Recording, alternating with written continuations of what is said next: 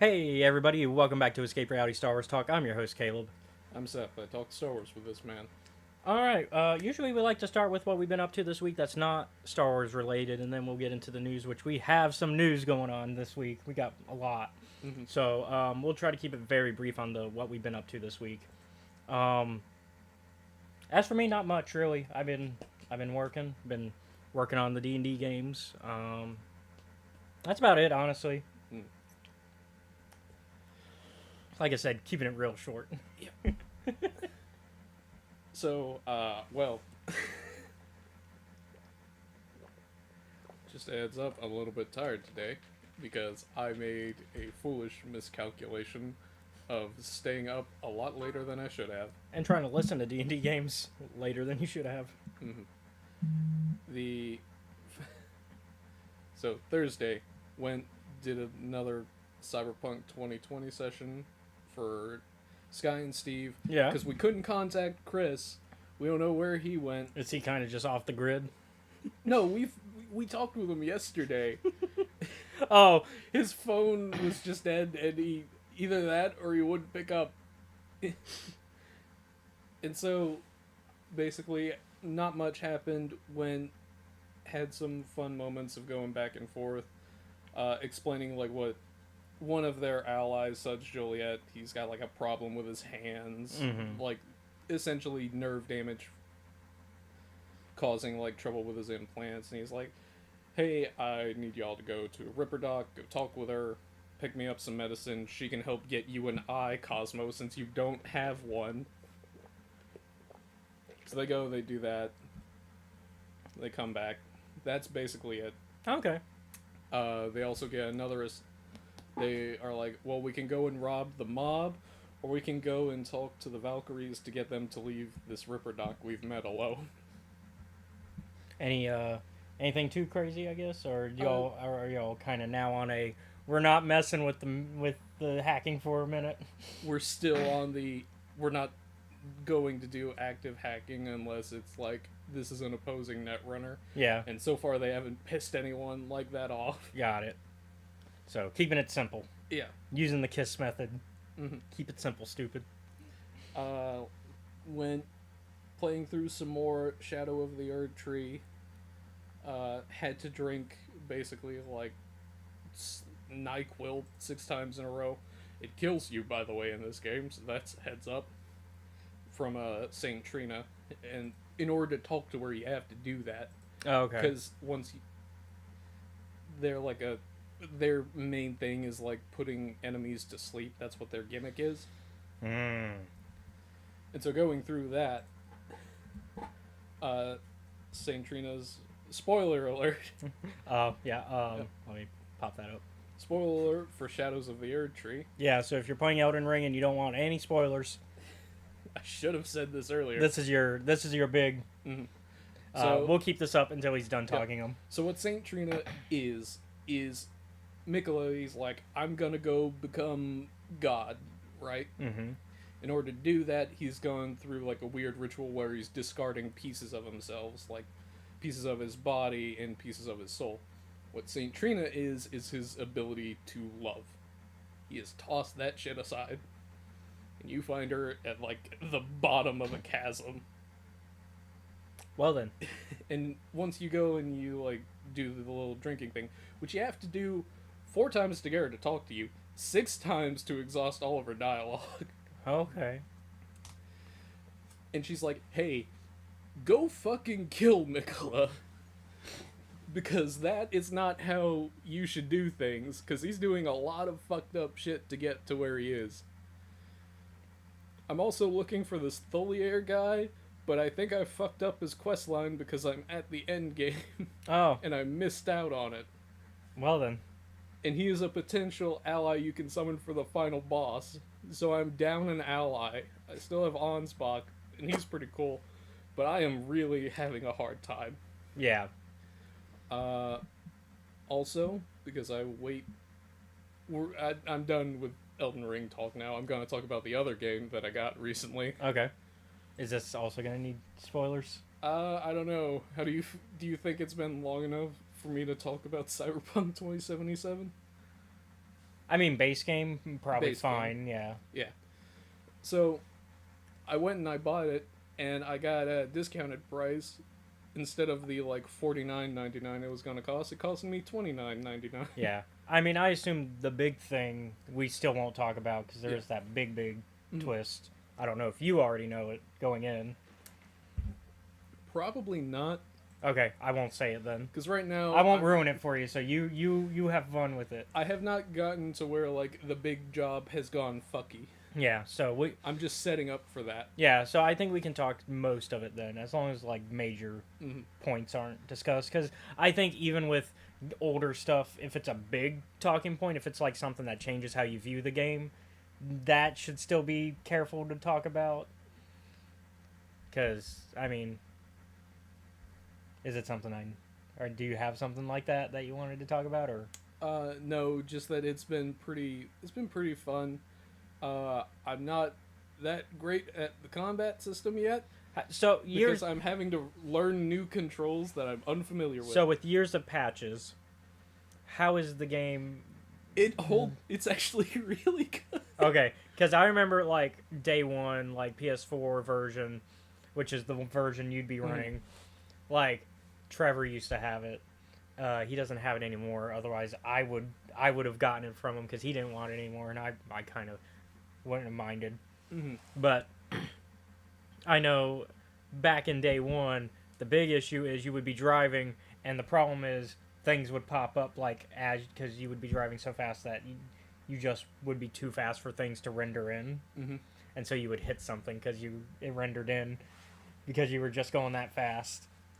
So I hope that's no longer an issue. no, that's not the issue that I've been having when it comes to driving. The fact that I'm bad at driving is what's the problem. I mean, have you seen me play GTA? I can't say anything. The best thing that has happened is me trying to go on a roundabout, accidentally hitting someone, and I guess that the police got involved. They were real quick about that. And so I'm driving, and I'm like, so I go to like my next little side mission, and I go into the door, and I'm like, hey, I'm here about that like quick hack ping thing, and I can still hear the police shooting at the door. Hold the door. By the time I get done, they're like, I don't know where you went. Oh well, and they've left. Oh my god. I've just been going through Night City, setting up a bunch of stuff. I've talked to Dexter Deshawn. He's like, here are the 2 things I need you to do. I'm like, alright, cool. Learned what a brain dance is. I have several concerns about that. Got that. Went and I was like, because I like to do the optional objectives when I can in games. One of them is like, go talk to this Militech lady. I'm like, alright, sure, I'll do that. I'll go into this fucking shady alleyway by myself. And I'm like, they're like, tell us what you know. I'm like, could we just fucking talk for a second? And they're like, we've got this thing that like lets them know if V lies. I'm like, well, I don't have any reason to lie to you. But sure. Yeah. Also, I picked Nomads there as the life path, and so whenever one of those options pops up, I'm like, oh, that's cool. Yeah, and usually when that happens, I think that's like, if I pick like a background, and like if it's like a role playing game where you have options of what to say, I will always pick the background thing, even if it's not the thing I would normally pick, because it's like, well, I picked this background, so I should use this thing, even if I think it's a drift from how I've been playing my character so far, because what's the point otherwise, right? Yeah. Like, why have the background thing if I'm not gonna say the thing that my background would say? Yeah. And going through like the opening section for the Nomad stuff, I realized one of the things that I'm not entirely sure about V, and it's during that opening I'm like, man, you sound like a jackass. To be fair, most of the people he's talking with in that moment are not Yeah. friendly. And then I'm like, you need to learn how to modulate your tone, because everyone's gonna hate you if you don't learn how to do it. Look, V is just special and, doesn't understand, like, how to talk to people. Yeah, I noticed. V is just, they're just artistic, so to speak. Oh, artistic. That's certainly a word to choose. But, they're like, I was like, you know what I'm gonna do? I'm just gonna max out the goals. Like, they just don't understand social cues, okay? That's all. And there's nothing wrong with that. And unless you're gonna die because you failed to understand them, which is most of Cyberpunk, from what I understand. And I'm like,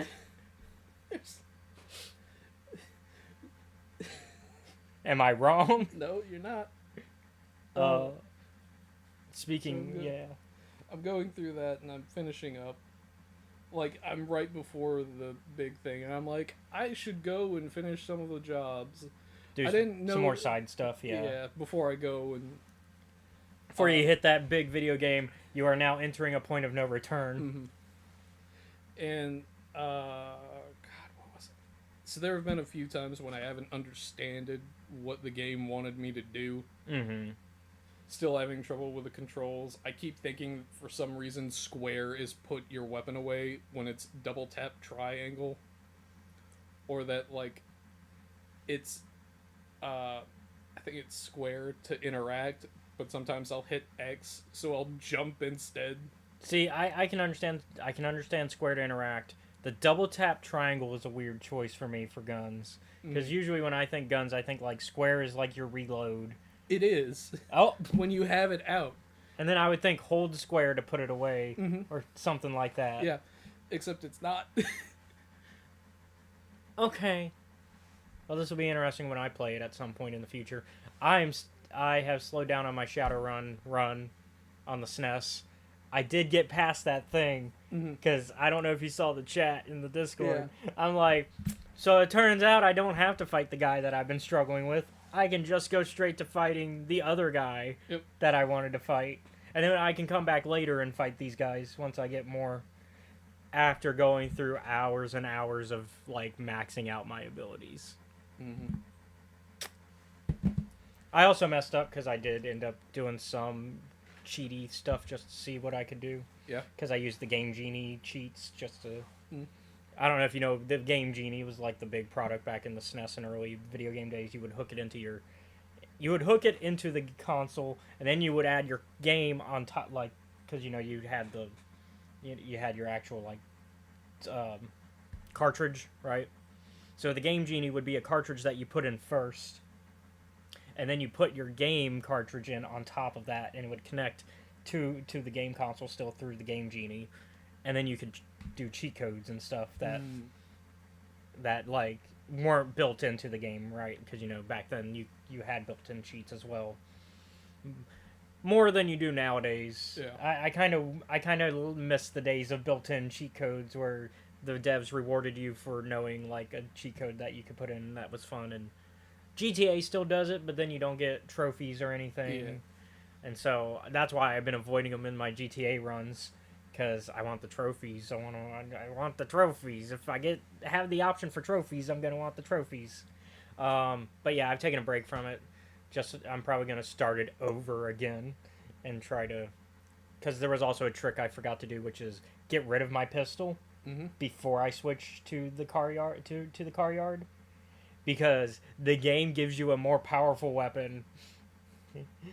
Because it's like, hey, you're supposed to have a gun. Why don't you have a gun? And so it, like, adds a gun to your inventory. And it's like, here's a gun. You need a gun. Otherwise, you can't move forward in the game. Because they're like, you're going to go to a battle arena, so you need a gun. You need a gun if you somehow... It's like, how did you even get this far without a gun? They're like, what magic did you use to get here? Like, because how did you get money to get the things you need? Because you need the police badge.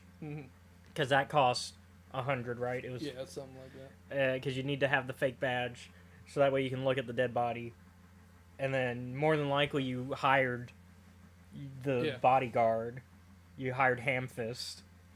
because that's how you get a lot of the computer information. You go into your first Matrix run with Hamfist because you can't do it. Although I made it to a part where I could finally get my thing repaired. Oh yeah. Yeah, it's like right after the car yard. Like you get out of the car yard and it's like one of the first shops you can get to is a doctor, and Well, that's great.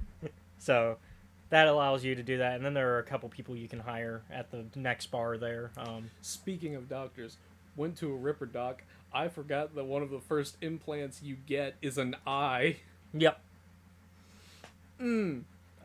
Fortunately, they don't. They don't do any of the. They don't Yeah. do a lot of intensive showing. Yeah. Are you very ocular like? Yeah, I don't. We've talked about this before. Oh, because Baldur's Gate 3 probably Yeah. we've talked about it. Yeah. For our audience, I have a thing about ocular trauma, in that it freaks me out. So you just hate the whole premise of Baldur's Gate 3. I've seen it enough to where I'm used to it. But like that's just the whole premise, right? Is ocular trauma. Like that's the whole premise. Is that's where how they get to your brain. They go I'm like, oh, you couldn't go through like a nose or a nose, an ear, or a mouth. No, you got to go through the eyeball. Be glad Star Wars didn't do that with their worms in the Clone Wars. No. They just did nose and ears. Which is gross still, but like not as bad. Oh, speaking of Star Wars, I've been playing the game I have been playing lately is the Bounty Hunter remaster. It runs pretty well. I think you can tell they changed some of the controls, which is good because the controls for PS2 version garbage. I don't know how people played that. I don't know how I played that game. Because even the PS4 version had the PS2 incredibly controls. obtuse, or are they tank controls? They were just obtuse. Like they were just like, why would you control it this way? Yeah. But Double tap to holster your gun. But now it's fixed where I think the controls fit better to like a control, and also they it looks nicer. You can tell that there were some visual improvements in some of the stuff. There's a little bit more shininess to it with the armor. There's a little bit more of this and that. I'm currently trying to do all the bounties so that way I can play as Boba Fett and get the Boba Fett unlock. Since they added that back, because it was supposed to be in the original release, they just forgot to code it in. So now it's in this version. So I'm trying to get all the bounties so I can do that. You know what I wish game-wise would happen? More New Game Plus stuff. No, because that's kind of what the Boba Fett armor is. Essentially, you just played again as Boba Fett. No, this is an entirely okay. side tangent. Okay. I wish... So you know how Resident Evil has their remakes? Yeah. I wish they'd make a good Silent Hill remake of the first one. Yeah, which they're skipping that and they're doing Silent Hill 2 instead. Yeah. Which makes sense because that's the more popular That's the Silent more Hill. popular one. And honestly, from what I'm seeing, it looks like it's going to be good.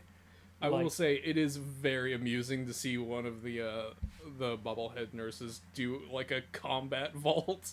Now, they have changed a certain character's look, which has created some controversy. Oh, who'd they change? I forget her name, but it's the one that's supposed to, spoiler warning, represent your wife. Oh, Mary or Maria? Maria. Maria, okay. Because they make her... Because, you know, in the original release, they make her look very woman of the night. Mm-hmm. Not so much in this one. They give her a little bit more normal clothes. But I think it's so that, like, and I was watching a TikTok about it, I think, and I'm leaving the spoiler warning up because it's... Yeah, it's important for Silent Hill 2. Although the game just came along, been out a long time. But new fans, maybe, because of the remake. So, if you don't want to be spoiled, this is your spoiler warning. And I'll keep it up until I'm done talking about it. But Maria, I think they're trying to give her more character to where... Because in the original, it's so obvious that, like, she represents your wife, and you're like, this is the ideal, like, way that he viewed his wife. Like, this is what he wanted, right? And it was more like viewing her as an object, which is very important to the premise of the Silent Hill 2, is how he views his wife, and, like, why he is a terrible person, your main character. I think they want to give her more depth so that way you as a player can like intuit that more yourself rather than the game just throwing it in your face, right? Adds a little more nuance to it, if that makes sense. Because Silent Hill 2 is not nuanced in any way. No. There is no nuance in the original game. I think that both is a good thing and a bad thing. Yeah, and of course it all Because- comes down to how it's executed, right? Like, Execution and, like, personal interpretation. yeah. I'm done talking about it. If you, at least the spoiler parts of it, if you are, unless you wanted to. Yeah, we'll go with that. But yeah, 'Cause so like That is a interpretation game that is key. That is a game that has 4 endings, and James is a wildly different person depending on which ending you get. Yeah, and so I think leaving that interpretation based on the change makes it better for the case of those 4 endings, right? Because then it's not as obvious, and therefore you can have any of the endings and it'd be fine. But also, it creates a nuanced conversation for if you get that particular ending. I will say, I think there are technically 6, but I'm not going to talk. Yeah. You're not going to talk about the obviously not canon ones? The obviously not canon Like ones. Dog. Like Dog. Dog is very amusing. But it's not important. Or the, Dog. does 2 have aliens? 1 2 as well? also has aliens. I know 1 did, and so... Because there's leave, in water. We're being very, very, like, avoiding the actual events of them. I want to say keep Yeah, and resurrect. yeah. Dog is great, though. Dog is great if you're just like, if you I'm just gonna have a want, great if you time. just want to have fun, get Dog ending. Silent Hill 1 also has Dog ending too, doesn't it? Isn't think that like, so. isn't that just like an ongoing joke for the franchise? Okay. Dog and Alien endings are their own timeline. Yeah. In Silent Hill. Dog is just literally not canon. There is no timeline for Dog ending. I like the first Silent Hill, not because I think story-wise it's better. I just like it because I think its protagonist, Harry, is just so much like, I don't fucking care about any of this shit. Oh, it's Seth coded. Got it. Where is my daughter? It's Seth coded. Got it.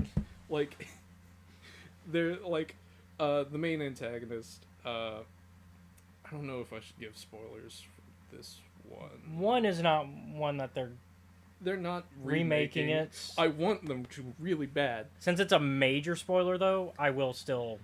So, Dahlia, I think that's her name. Like, the first time you meet her, I'm like, we need to shoot this bitch right now. Because she goes, and she's talking fucking cryptic as shit when there are monsters running around, and she's like, it was foretold by gyromancy, and I'm like, shoot her. Now. And over the course of the game, it's like, every time we meet this woman, she's saying cryptic shit to us, and Harry goes, what are you talking about? And, like, not everyone else in this town, apart from Cyril and the nurse lady, who I feel really bad for, but I'm like, you still were a part of some fucked up shit. It's good on you that you quit, but I understand why, like, you couldn't do anything about it. Yeah. Which has a weird moment later when, like, it's revealed that that character is dead, because you only ever meet her in the hellscape world. Yeah.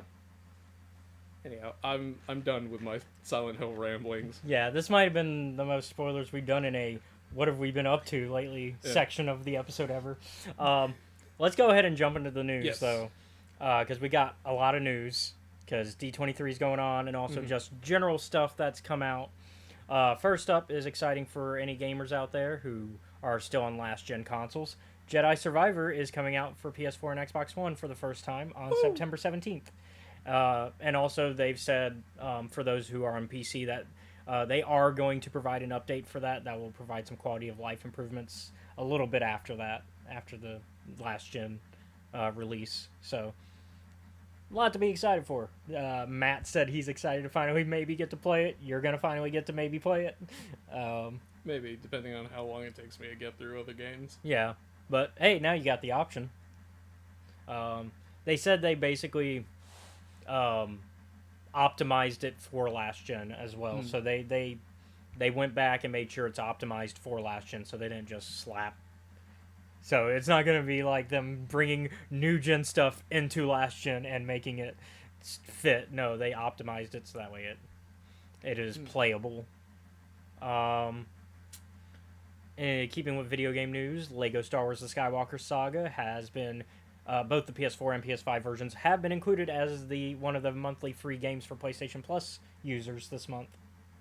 So, you and I played that together already, but now, like, if you wanted to get it, if you had PlayStation Plus, that's a way to get it.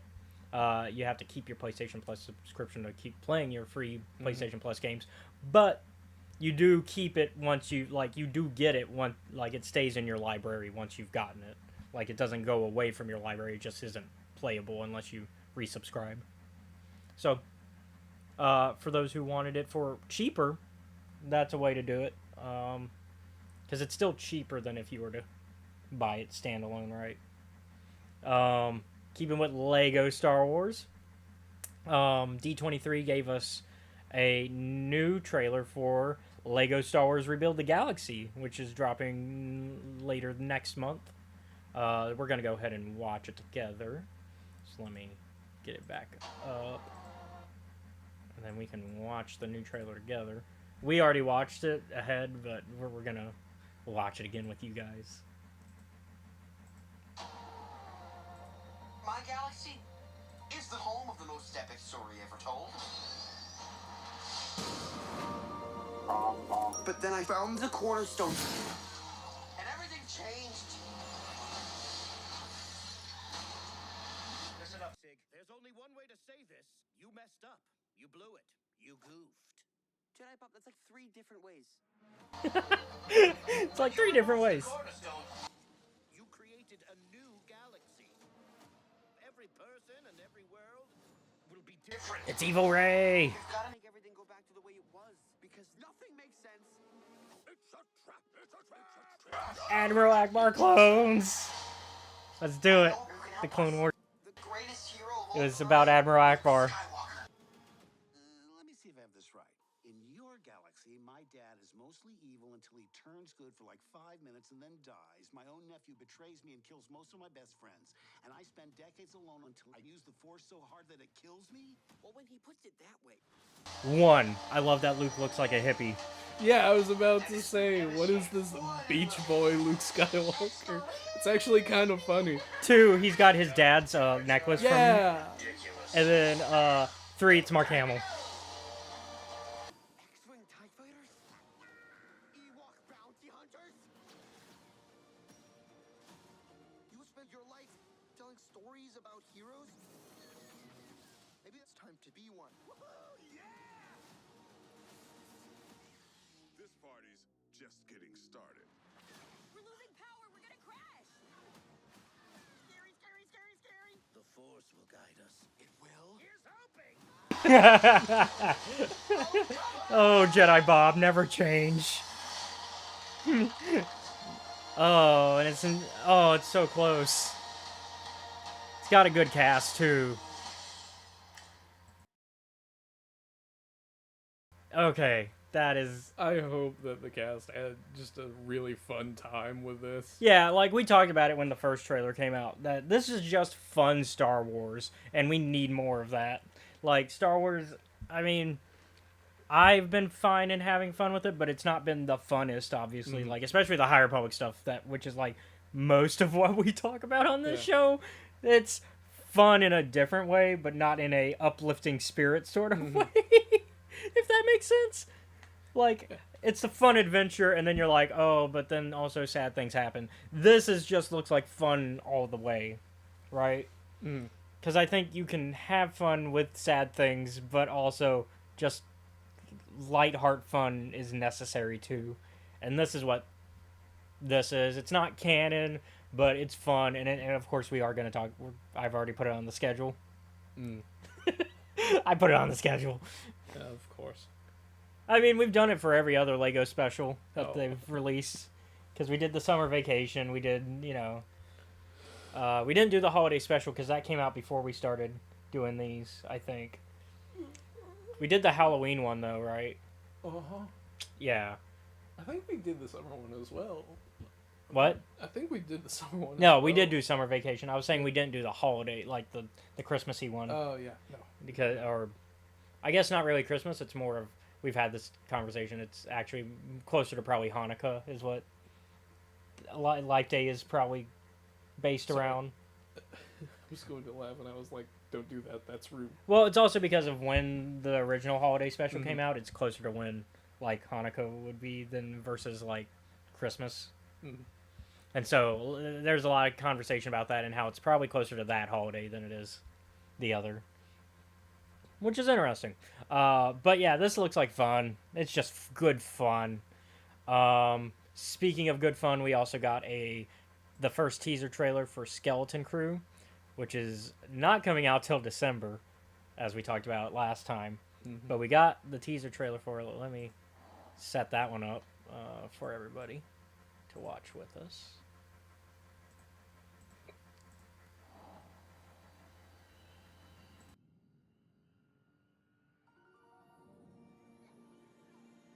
Tomorrow's test will set the course of your entire future. Yeah, you know, got to take them SATs. I'm gonna take a nap is what I'm gonna do. Like what? It's our We could go anywhere we want in the whole galaxy. Oh man, Real adventure. No more pretend. love the little picture book, like Found the. something buried in the woods. What do you think it is? And then of course the bikes. We've talked about this, like it's very Star Wars meets Stranger Things meets like any 80s like Yeah. kids go on an adventure movie like Goonies or E.T. and that type of stuff. It's Spielberg coded heavily.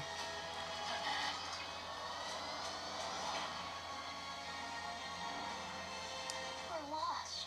A little bit of Star Trek vibe too. Tis dangerous out there in space. Like especially seeing like the town that they were living in beforehand. Yeah. Looked very Star Trek-y. But also we know that's kind of how Alderaan looked in Obi-Wan. Yeah. You're a Jedi. Maybe.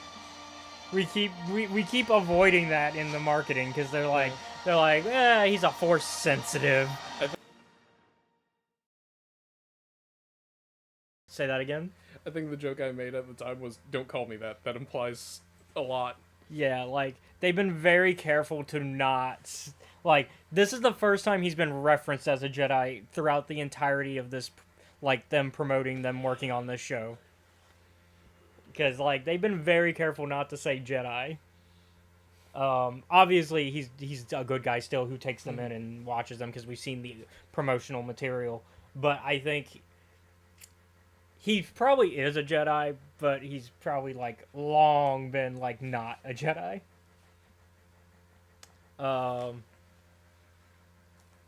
We got two more things that came from D23. No trailers or footage for these next two. But next one is Andor Season 2 confirmed for next year. No specific date given yet, but it is going to be 2025. Diego Luna came on stage and talked about it and how he's excited to return as Cassian and how he loves the support the show got with the first season. Because honestly, I think the fan base for the most part was very supportive of the first season of that show. And a lot of people consider it the best Star Wars material. Which there's a good argument for it. Yeah, I can see that. Like, there's a legit good argument for that. Like, if you had to make me choose between, like, several of the Star Wars show, I'd say, like, Andor's up there alongside Kenobi. Yeah. But yeah, they also confirmed the return of director Orson Krennic, which we did not know about this show. We didn't know Krennic was going to appear at any point. But yeah, so we got Krennic back, Ben Mendelsohn, the bad guy from Rogue One. And then they confirmed K2SO, which we've known since the beginning of the show that K2 was going to show up at some point, and we were going to see the I guess new version of how K2 and Cassian met, because there is a comic that talks about it, but I think they're going to change it slightly. They're going to tweak that a bit to fit the show, which is, at this point, I'm over having that anger about that because they keep doing it anyways. So, and they keep ignoring comics, so I might as well just stop caring. I'll let the machine go and enjoy it. How I learned to stop caring and and love the TV shows. And then, so, I'm excited, though. Andor Season 2, let's go.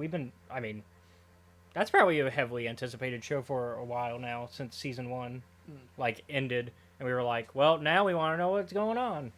And so they confirmed that, yeah, they're going to do the time gaps. Like, we're going to get up to when Rogue One starts. So this one's going to be a lot like House of the Dragon Season 1, where we're moving the time. We're getting time gap jumps and moving quick on the story. I wish they could have done the original plan, which was 5 seasons and have a year per season, which was the plan originally.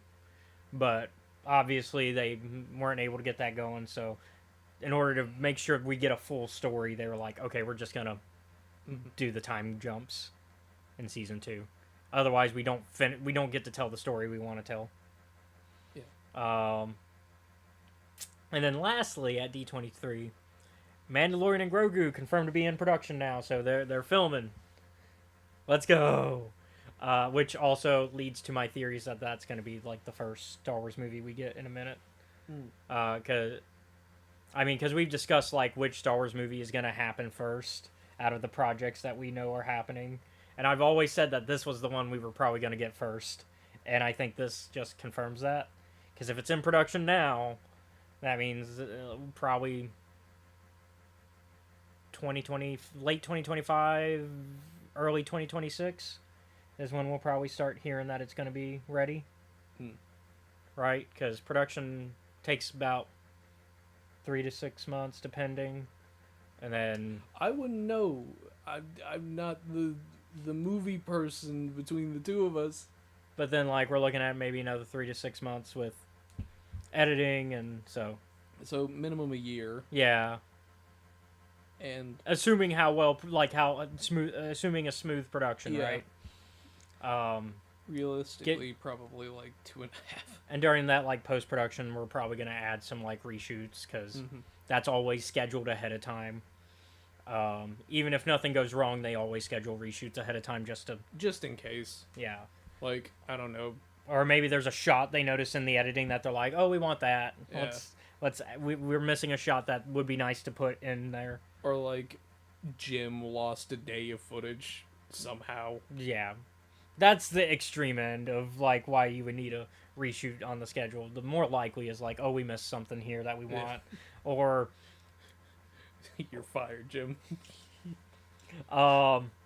Things we learned, though, because fans at D23 did get to see some footage. We now know that Zeb is, in fact, in the film. Which was assumed. People assumed that we were going to get Zeb based on how Season 3 ended. With Zeb showing up. We also have the Razor Crest ship returning somehow. Which, I guess I get it. It's iconic. So it's them playing a little bit safe. And also, too, it adds more room to the ship. Because a little hard to be flying around the galaxy with your son in the hot rod. I needed a minivan, lady. Not a sports car. Yeah, exactly. So there's that stuff, and then what else was I thinking of?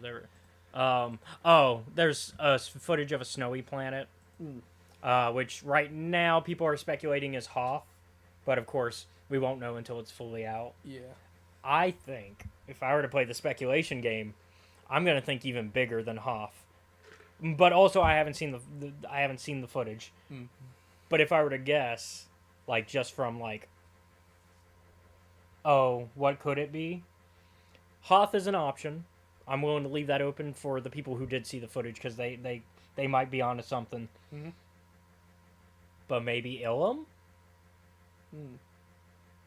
Well, at this point, halfway to Starkiller Base. Hmm. Because remember, Ilum is a snowy planet, and it is currently being. You know what? I was thinking about this. How come the snow planets in Star Wars are always just mad fucked up? And it's currently being fucked up to turn into, Starkiller Base.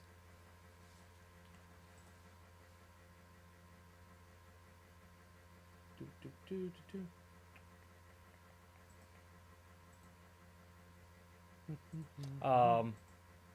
But yeah, I mean, Hoth didn't get really fucked up. Hoth just kind of existed. No, I mean like fucked up things happen on those planets. Yeah, true. But I'm excited no matter what. I mean, all of this is exciting news. I did look to see if anything else dropped today because D23 is still going on. So I was like, before we start, I want to make sure I don't miss any news. Mm-hmm. I didn't see anything else. So I'll give it one last look in case last minute news is like, hey, here's what you missed. Okay, nothing else. Okay. We're good. All right. We beat the news cycle for once. Until next week when we got to talk about all the rest of what happened at D23. No. They're like, we tricked you. Here's everything else. Obviously D23 is not just Star Wars, so they're talking about other things. And before the show, we were looking at some other stuff that was non-Star Wars that's exciting. But we're a Star Wars podcast, and we already talked about our non-Star Wars stuff, so we're moving on. All right. Let's get into our main topic for today. Star Wars The Clone Wars Season 3. Mm-hmm. We're going to kind of do what we've been doing of going down the line. Mm-hmm. I made a couple things for us. Yes. So I did the story arc thing that I did last episode where I was like, here's the story arcs, here's the episodes, bada boom, bada boom, and here's also where they go in the timeline. But because Season 3 is also the most confusing when it comes to the timeline, I also made here's the Clone Wars franchise timeline so far. Because, oh boy, does the timeline start to get rough. Yeah. Thankfully, next season, we're done with the weird timeline. Okay. From here on out, after Season 3, it's directly, except for an episode in Season 5, it is directly going to be in the order of when they aired. We are done with that, except for one episode in Season 5. But let's go down the arcs. Let's start with Domino Squad, which I think is such a strong start to a season. It is. It's a very strong one. The first episode is here's where the Domino Squad that we know from the Rookies episode and how they became the squad that we see in Rookies, and how they get their names, they start to work as a team because originally they are rough. Hey, quite frankly, they suck at it. Yeah. And so we get to see how they become a team properly. And it's partly thanks to 99, which is also the first time we get to see 99, who is this clone that is part of a Bad Batch. We're starting to get some hints to things later with Clone Force 99 and the Bad Batch, because they named themselves after 99, who is a janitor clone because he's not fit for fighting. Not at all. But he's kind of the laughing stock of the clones at first. Or at least even by the end of the first episode, still for most clones except for Domino Squad, who do seem to respect him. The rest of the clones are kind of like, oh, you suck. You're just a janitor. It's that pre-Clone Wars Mandalorian mentality of we're warriors, and so because you're not a warrior, you suck. It's 300. It's like Spartans. It's the You little hunchback motherfucker. Yeah, except 99 isn't a traitor and he's a good guy, and Yeah. you know, doesn't prove any of them correct about like the type of person he is. Because episode 2, we jump ahead, and that takes place after the events of Rookies, as well as a lot of episodes we're going to talk about today. And it is the Separatists decide to attack Camino, Yeah. I was thinking, which makes sense. Yeah. And it's something we've been building up to slowly over the series. I was thinking, I'm like, okay, so I know there are 3 major battles that are really important to the Clone Wars. I'm like, Felucia is one. Geonosis, the second one, is another one. And Camino is important. Yeah. Except I know why it tactically would be important, because like if you could just go in It's there just and the kill way. It's just when you watch it, it's not as. And I was thinking about it. I'm like, The fact they got as far as they did, though. oh yeah, that. Ooh. And I was like, I know that the battle, because I have knowledge from later, I know that the Battle of Camino is incredibly important. But I'm thinking, I'm like, for some reason my brain was like, this is a major battle that was just completely fucked. But yeah, no. But like going through it, it's actually like, no, we won. It was really close. They almost got what they wanted, but they didn't. Yeah. And this was a case of, because season 1 and 2 have been won, building up the importance of Ventress and Grievous and not making them lose all the time. You almost think they're gonna win this. They really did. I'm like, it's one of the ones where I'm like, well, there's 4 more seasons of this show. If they had succeeded in this mission, that shit wouldn't have happened. Yeah, but also, like, on top of that, it's we know that the clones still exist by the time of Revenge of the Sith, but also, like, who knows, maybe they had to relocate how they operated, and how cloning works, but no, although they did still rearrange how cloning works a little bit, but not by much, because they almost lost the, like, original samples. Yep. Which, if you're making a clone army, you kind of need that. Although the original sample is not doing well either at this point. Like, we hear them talk throughout the series about how it's degrading and how, like, they're having to use other samples, which is how, like, 99 exists. 99 exists because they had to use a copy of a copy, right? Yep. And so it's the photocopier and the Xerox, I think is what it was called, the Xerox machine, which is what, like a old word for, like, essentially a scanner. For some reason, my brain the Xerox was like except it was a name brand scanner, but it's like you make a Xerox of a Xerox. That's where the phrase comes from, right? And you make a copy of a copy. It was originally you made a Xerox of a Xerox, because Xeroxes were already blurry to begin with, and so then it becomes even more blurry and more blurry as you keep making more. So making a copy of a copy. Yep. Although I guess you could theoretically, if you were to do that, Boba would be the option to go with for how to preserve that, because he's unmodified. He's unmodified, and he's a copy of the copy. Well, he's a copy of the original, but he's also aged normally, so you can always have him as somebody you can take samples from. But you'd also have to have him on your side, which he is not. Yep.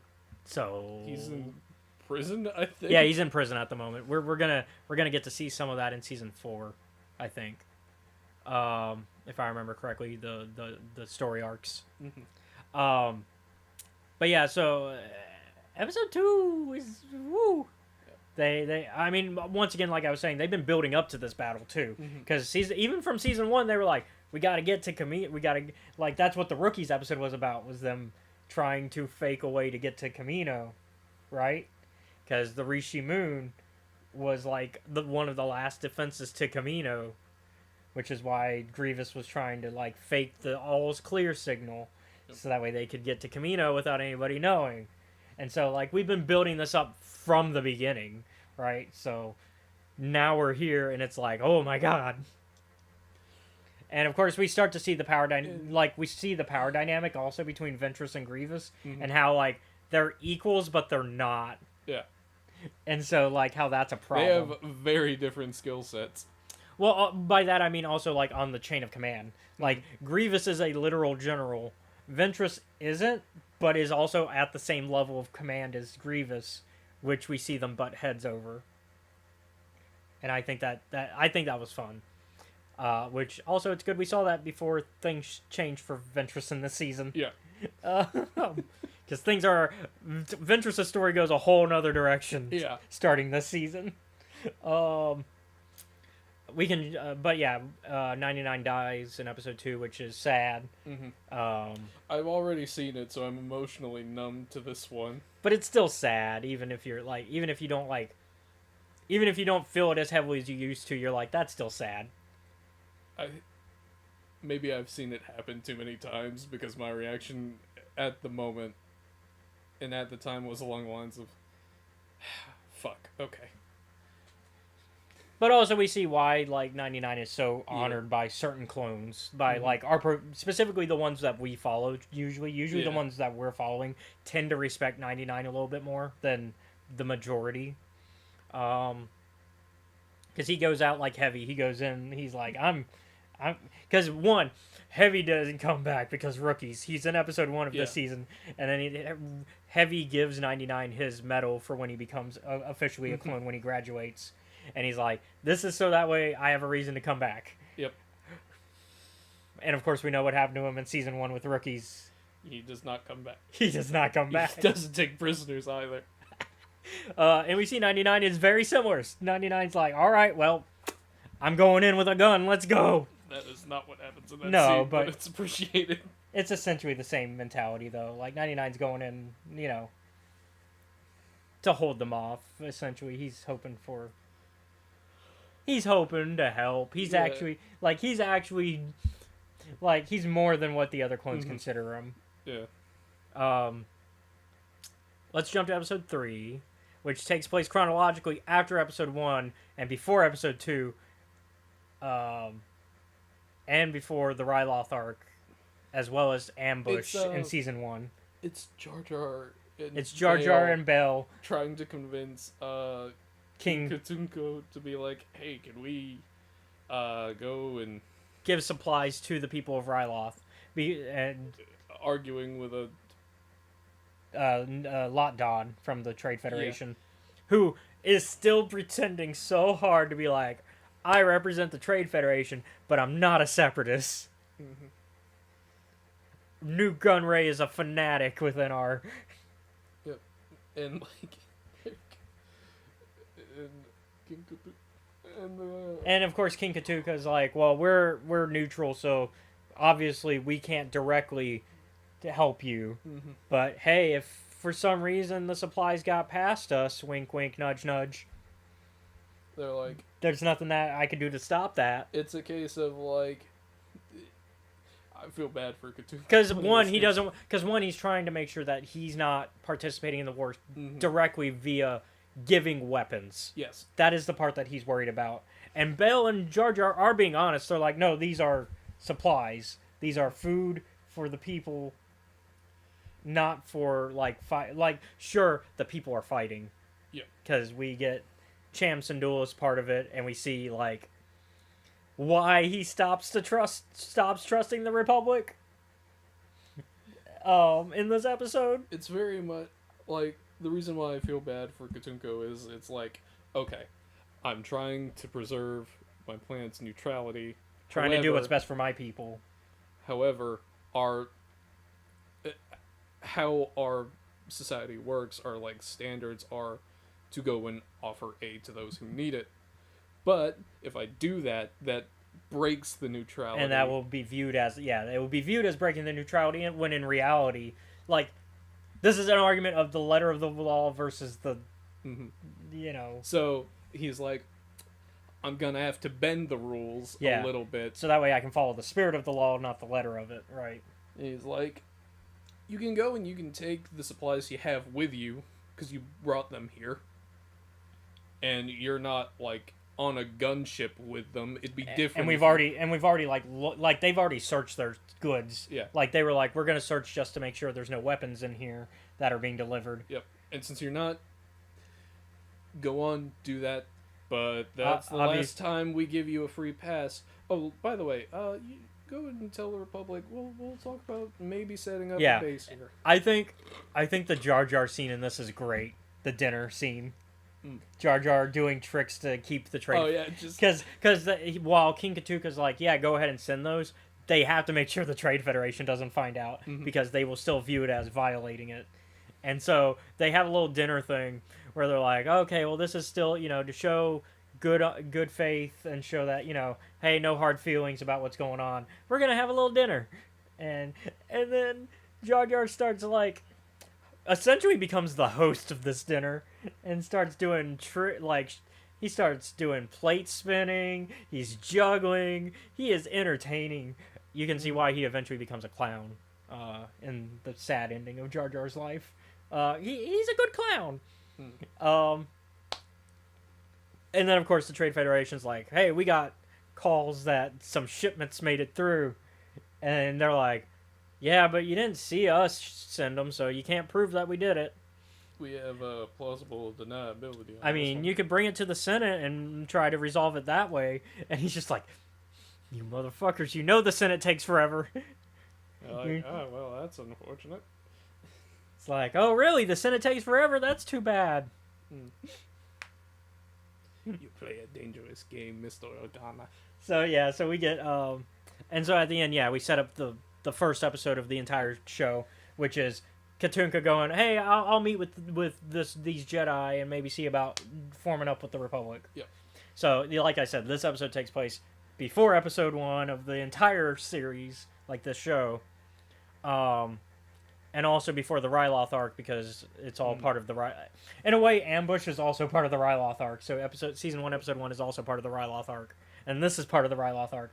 Also, Dave Filoni, you think you're so clever with your Jedi names.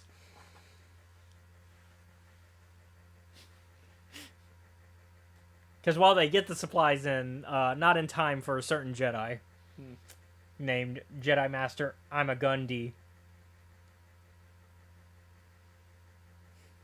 Or I'm a Gundai, if you really want to get literal with what Dave Filoni was going for. I think you're so fucking clever. Oh, Now you get it? Yeah. I was like, that's a stupid fucking name. I'm a Gundai. Then what does he do in the episode? I'm gonna die. I'm a Gundai. You think you're so clever. I actually don't know if that's Dave credit or if that's George credit, but either way. Like, it feels like a name that George would have came up with too. But it's also very Dave Filoni too. It could be either one of those. I think Dave took credit for that one. I can't remember. I know I watched this fucking season, but I have no idea what the fuck Sphere of Influence is about. Sphere of Influence is...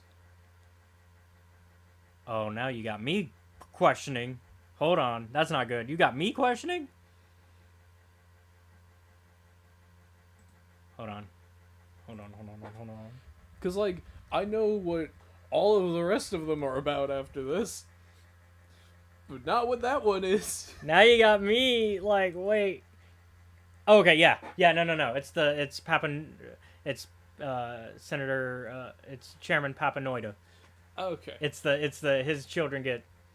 his daughter's getting kidnapped episode. So, yeah, that's the next story. It's not a full arc, it's just one episode. But basically, Trade Federation is doing their Trade Federation blockade nonsense. And so Ahsoka and Padme, I think, agree to look at... Well, Ahsoka more so agrees to look into this. Because basically, Senator Chuchi, who's friends with Ahsoka, is like, hey, you mind helping us out? Because not only is the blockade happening, which is preventing the people of Pantora from really getting involved, also the blockade is basically being used similarly to, like, in episode 1, where it's, hey, you're going to sign a treaty and join us. And so it's basically used as extortion to join the Separatists. On top of that, they're like, well, just to double down, we're gonna kidnap your daughters. Papanoida is a character that was first introduced in Revenge of the Sith. Some fun facts here. Played by George Lucas. As like a background character. He's like in the background as Papanoida. And then his daughters in the background as well were played by his real life daughters. Oh, neat. So, fun facts. Fun facts. This episode also lets us see that Greedo has always been a little shit and not good at his job. Yep. Because he's the one who helps with the kidnappings, and basically, also we see how like extra dumb the Trade Federation is, and continues to confound me how the Trade Federation still has a seat on the Republic, like Senate, all the way through this war. Yeah, there are so many times where I'm like, how are they still did, in the Republic? This season did prompt a question from me that I didn't think about, and I should have asked it last season because of how many fucking bounty hunters were in it. Are the bounty hunters considered a neutral faction in this war? Yes. Because that's the only way I could imagine. Bounty hunters are neutral because technically most of them live in hut space, which is neutral territory. Okay. And like, also, like, bounty hunters have always been considered neutral in the Star Wars, like, stuff. Like, anytime you play a game, too, like, if you play a card game that has, like, factions, bounty hunters are always considered a neutral faction that could be on either side. Yeah. I was like, well, because that's the only way it makes sense. Otherwise, this is a war, like, this is some war crimes shit. Like, yeah. You're a war criminal, Greedo. But yeah, no, so, Jabba, of course, freely gives Greedo away. He's like, nah, I'm neutral here. I'm friends with the Republic. I ain't messing that up. Because Papanoida and his son go to investigate Greedo because they find a blood sample at the crime scene. And then his Senator Chuchi and Ahsoka go to investigate the Trade Federation. And they go to, like, the Trade Federation ship that's above... yeah. And so they find out that both of the daughters are essentially being held, like, or one of the daughters is being held there. The other one's on a different location, if I remember correctly. One of them is on Tatooine, Yeah. and one of them is in the Trade Federation ship. Which makes sense. You split them up, make it harder. The dumb part is leaving one of them on the Trade Federation ship, which just confirms you're involved. Which is what Senator Chuchi basically... that one is blackmail. Blackmails them with... and is like, you're gonna stop this blockade and you're gonna leave us alone, or else I'm gonna spill the beans that you guys were involved with this. And they're like, you know what, we'll give up one of our guys, because we don't care about giving up one of our guys. And also we'll give you, we'll agree to your terms, because they're like, this is blackmail, and she's like, this is business, because they did a similar thing earlier. Yeah. They were like, our business is money. Yeah, they're like, you're extorting us. Well, this is business. Yep. So Senator Chuchi gets to flip that on them. And so, yeah, daughters are returned. Oh, Anakin yells at Ahsoka for essentially being like, using her rank and status to bypass a bunch of shit. Oh, yeah, because the whole having Senator Chuchi... and having Ahsoka along is because they're like, well, we can't, go... Oh, no, this is later. This is different episodes that are coming up. But yeah, Ahsoka's there because, there to help. Yep. Ahsoka really doesn't pull rank on this one. I think you're thinking of later. No, it's like, just so that we can go through... Does she do it twice? The heroes on both sides. She uses her Jedi... Oh, no, you're right. Her Jedi immunity. Her diplomatic Jedi immunity. I think it's because she and Anakin aren't on assignment for this one, so she just goes along. Yeah, no, Anakin I don't think even appears in this episode. He does. I'm thinking of later. Yeah. So after Sphere of Influence, we go back to Mandalore. I called this one Mandalore Corruption. This one takes place directly after the Boba versus Mace Windu arc in Season 2. And so we go back to Mandalore, where we learn that there's some corruption going on with the government because people are taking bribes to bring in black market goods. Mm-hmm. And in the case of the first episode, episode 5 of this arc, it's important because it is poisoning the youth because they are putting too much of a certain ingredient with another ingredient to make a drink that is sold in the vending machines at the Mandalorian The long and schools. short of it is this chemical. They're I want to say splicing. It's like but for a that's not the tea, right word. but they're just putting too much of it, Yeah. and they're mixing it with a tea ingredient that just makes it bad. Mhm. Like they're just mixing it in They're the like, wrong way. depending on the amount, it's normally not fatal. Yeah, and so they look into this and they pull a you and a Ravenloft crew moment with the burn it down when they burn down the warehouse. Oh yeah. Because Duchess Satine personally gets involved with this, which makes sense. That's just the way Satine is, and she wants to make sure she clears out the corruption going on. She has to arrest the superintendent of the schools, because he's the one doing this to save money, and then even though apparently the schools at Mandalorian are government funded very well, apparently. We see the school, it looks well funded. It doesn't look like there's a problem. But he's and then he finally admits, okay, I wanted to put some in my own pocket. Yeah. Yeah, buddy. The We general knew. excuse for why Mandalore is becoming very corrupt is 1, they're a neutral planet, and 2, there's a war going on, And 3, money. and 3, money, Mostly money. mostly money. Because we do see that it's mostly because of greed. They're just using 1 and 2 as they're trying to excuse themselves of the terrible things they're doing, and they're like, "See, I'm justified," and then it's like, we know why you're really doing it. And so they get to the warehouse where the stuff has been coming in from, and she brings her personal guards with her to arrest them. 1, there's guards defending it that are like, "Hey, you're not allowed here," and they're like, "You know who the fuck this is, right? This is the Duchess." Satine, I'm the goddamn Queen of Mandalore. You're gonna let me in. And then a fight breaks out because obviously they weren't actually guards. Otherwise, you would know who your queen is. Oh. And so, a fight breaks out. And they eventually manage to just... Satine goes, "Burn it down. Burn the whole warehouse down." And Bro's like, "Hey, this is... the captain of the guard's like, "This is evidence. We need this." And she's like, "If you don't burn it down, I assume you're in on this." I'm confused, but I was confused for a second when you're like, "Yeah, you pulled this. This is a you and Ravenloft crew move," and I'm like, The burning down... I remember that You the are Boom Boys, you are Duchess Satine in this situation. I'm you are like- not. I remember us burning down the Dreamleaves warehouse. I don't remember what the Ravenloft crew did.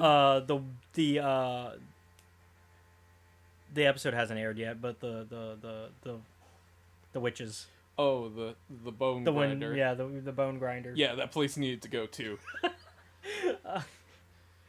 Yeah. So they Fuck those witches. I know what's in those things. But yeah. So What is it with me having a hardcore stance in shitty settings where it's narcotics can make you feel better, and me being like, "Fuck you, learn how to deal with your problems like the rest of the world." But yeah. So they burn it down, and then Satine's like, "All right, we arrested a good chunk of them, but we're gonna need some help. We Yep. need some outsider point of view because we cannot do this by ourselves. Because we need somebody who can examine who is and isn't loyal and who's corrupt from the outside. We need a perspective that isn't Mandalorian." Mm-hmm. And so they call in for Jedi help. So episode 6, the second half of this arc, is Ahsoka being assigned to basically be the spy, under the lie of, "I'm just here to help teach the Mandalorian youth, and I'm gonna be a teacher." Mm-hmm. I'm gonna be a substitute teacher, essentially. Yep. At first, Duchess Satine's like, oh, I get Anakin and Ahsoka, and Anakin's like, actually, I gotta go back. I have to go and deal with some other problems.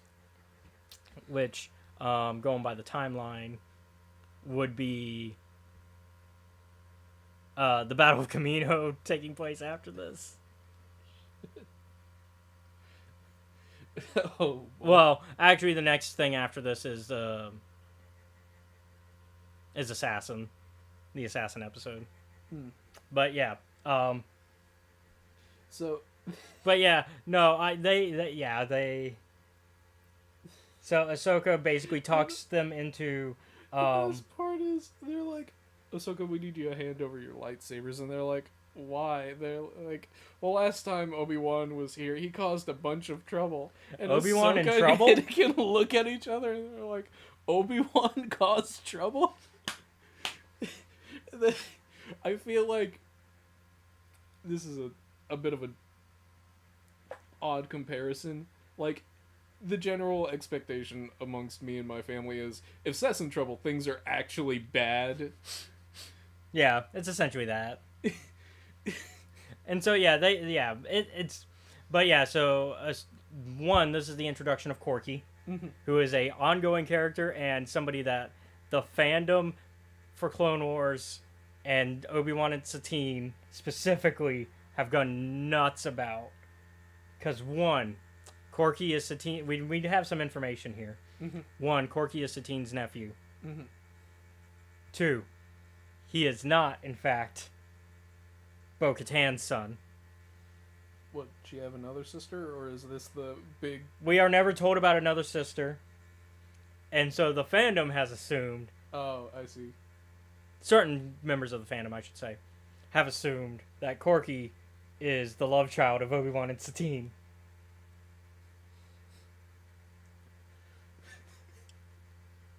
Because the hair also is very Obi-Wan colored. It's that orangey look versus the blonde of, which Bo-Katan also has that orange, but once again is not the mom, because Bo-Katan is also not. I think she's very young in this show, because she is.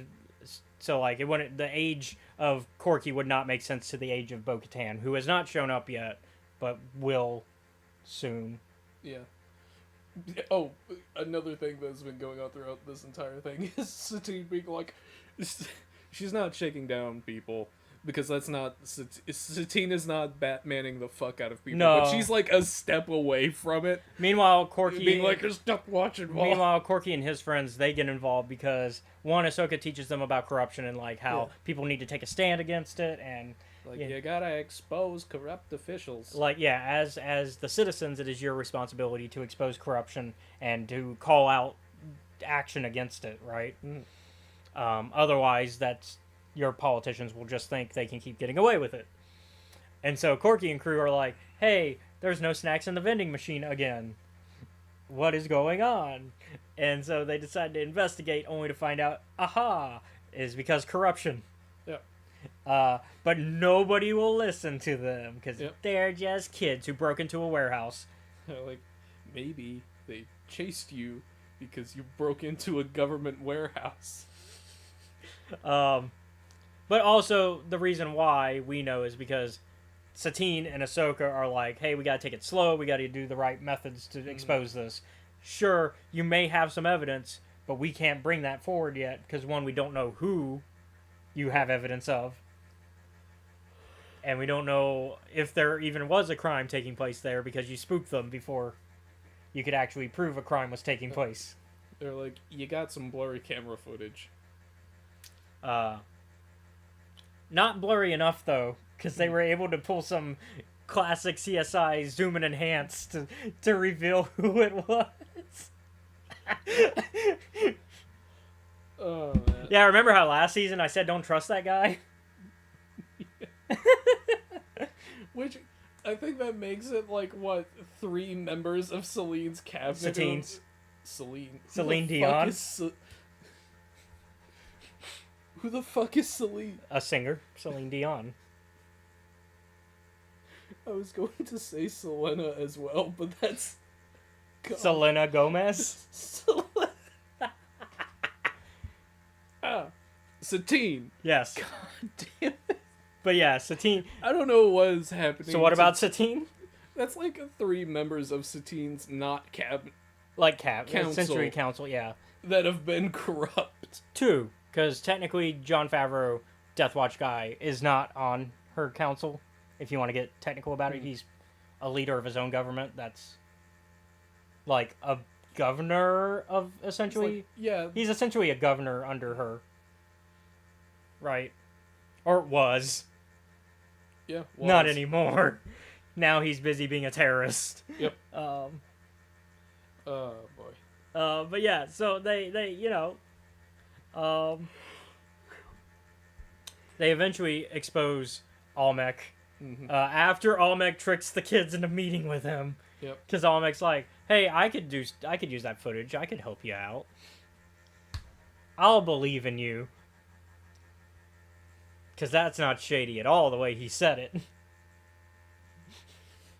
But yeah, he captures the kids, who then apparently, like, this whole big plan happens where Ahsoka turns in Satine, so that way Ahsoka can gain access to Almec.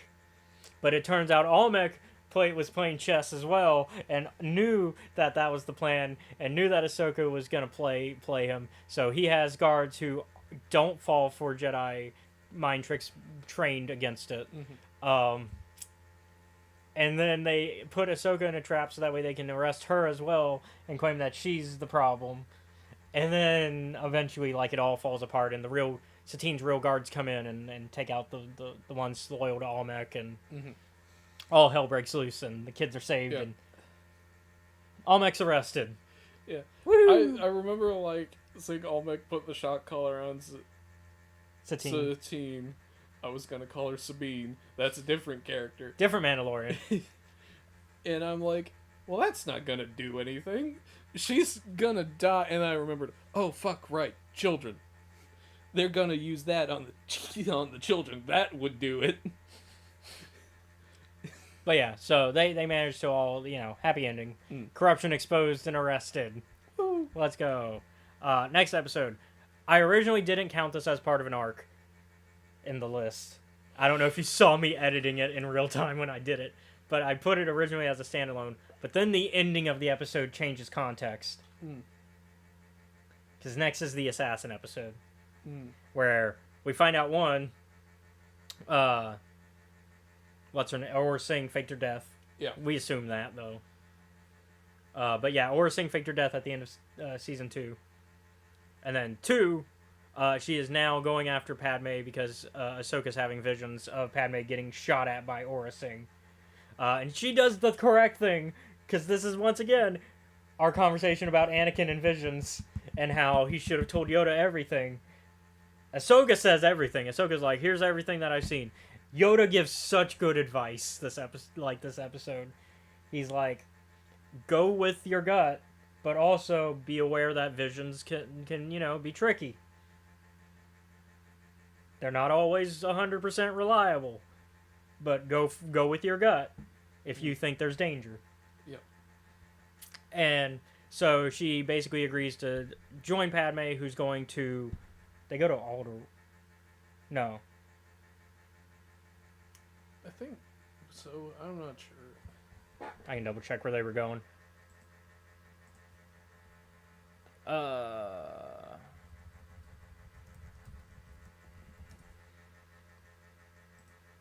Yeah, Alderaan. That's what I thought. Okay, yeah. They go to Alderaan, where Padme's going to have a speech that's basically inspiring peace. It's because Bale's there. Yeah. But it's basically inspiring peace, right? It's basically like this, hey, we need to come together to end the Clone Wars. Yeah. And I count this as part of the Zero's escape arc. And there's a reason for it. Because as you watch episode 7, you think, what does this have to do with Zero? Turns out Zero's the one that hired Aurra. It had nothing to do with Padme's speech, which was like a theory for a minute. They were like, oh, maybe it's somebody trying to stop this speech. Nope. It's just completely irrelevant. It's just good old-fashioned revenge. Which means that if Ahsoka didn't get her visions, the assassination attempt would have been successful. Well, yeah, because more than likely, one, she would have been shot, And then 2, nobody would have assumed it was Zero. Yeah. They would have thought it had to do with the Clone Wars and that this was about the policy. Mm-hmm. Aura had a good plan. Aura's a genius. Evil, but a genius. There are a lot of times in the show where I'm like, because I know there's stuff going forward, I'm like, this is a good plan. You're lucky that, like, writing saved you, In this protagonist. case, Aura, it's like, you're unlucky that writing helped Ahsoka. Yeah. But yeah, so yeah. I don't think you can account for magical space premonitions in your assassination attempt. That's like flipping a quarter so that, I don't know, your car doesn't explode on, like, a Tuesday. Yeah. And so so we learn because Ahsoka basically tricks Aura into admitting that it's Zero. And then they trick Zero into admitting it's Zero because they go to interrogate him and they're like, yeah, actually, no, Aura doesn't tell her. That's right. She finds out through a vision because she's like, oh, it's somebody purple and a weird laugh. And they're like, oh, we know exactly who the fuck that is. Because they're like, who would have who has beef with Padme? And so they're like, well, it could be literally anybody. Because, like, we got the Trade Federation, we got New Gunray. It's a long list of people. Yeah. And so eventually another vision's like, oh, it's Zero. And so they go to interrogate Zero because obviously they need proof that it's Zero. Because then they can lock him away for even longer. Because, you've committed another crime while in prison. You idiot. And so they go interrogate Zero, and he's like, and I would have got away with it too if it weren't for you meddling kids, essentially. After, like, they go, Aura told on you already, and he's like, God damn it, what's the point of paying for a good bounty hunter if they're gonna spill the beans? Here is a question that I now have, thinking about and discussing it. So Zero's in jail, right? Yep. When did he hire Aura? Probably from within the prison system. Because I would assume it's just like real life prison system where you can get. But how though? That's not a question we really need an answer to, but I would assume just like any other prison, you got the systems that you can contact through. And also remember, Zero is part of a big cartel, like crime cartel. You know what? That is true.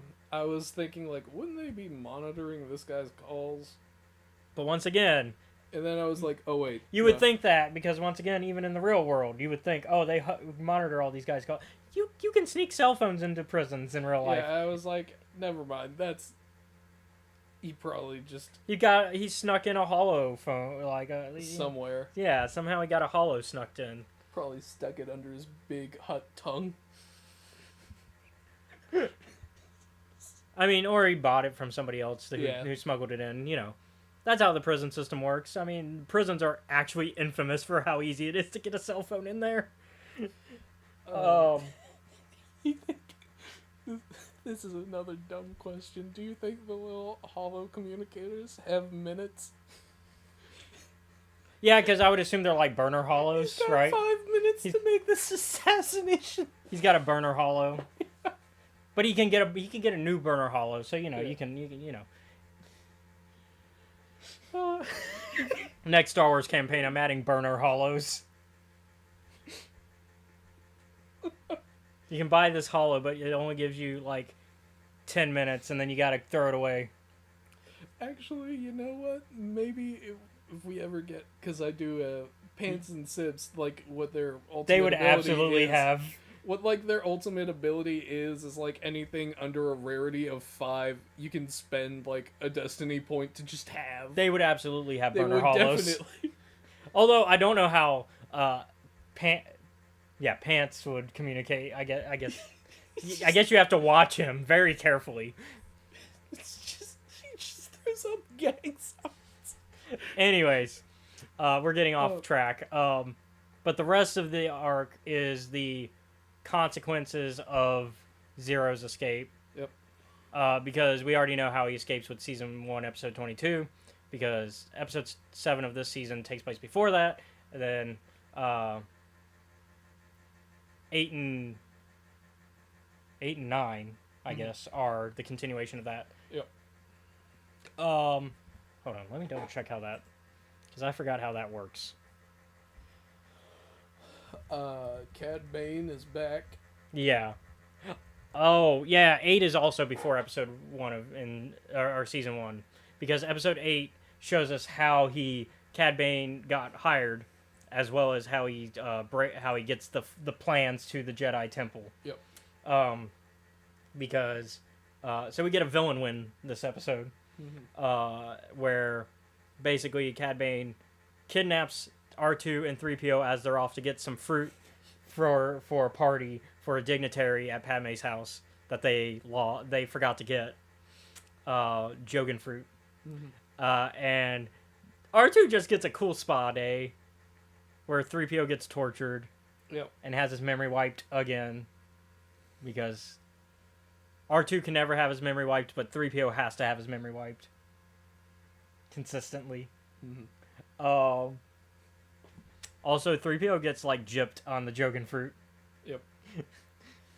Anakin, this is why I sent R2 with him. Where the fuck are they?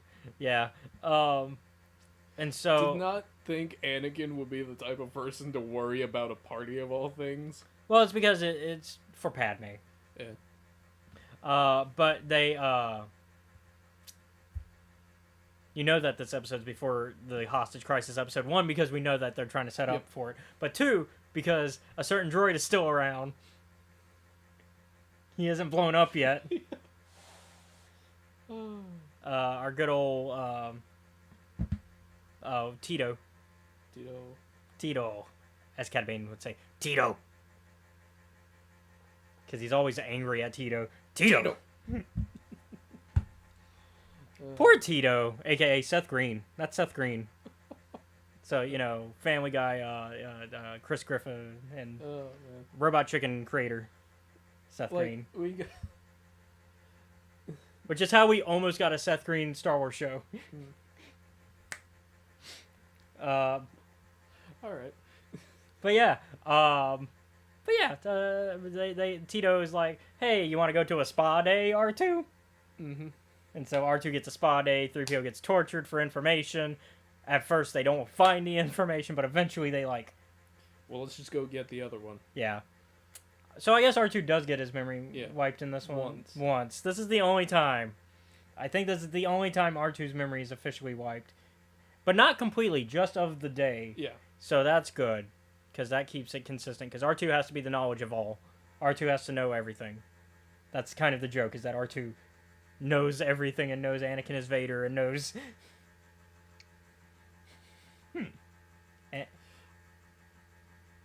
Oh, that's fucked. R2 knows all. R2, I've been here since day fucking 1, and man, oh man, the stories I could tell you about your pops. But I'm not going to tell you. I'm not going to tell you. Until a Lego special where C-3PO translates for me and we finally talk about all the movies. Yeah, Luke, I don't mean to be a buzzkill. Like, your dad was Vader. I was there when he fucking massacred the Sand People. I mean, R2 technically wasn't there for that specific, but he was on Tatooine when it happened, yeah. I remember him screaming in, the garage about it. Yeah.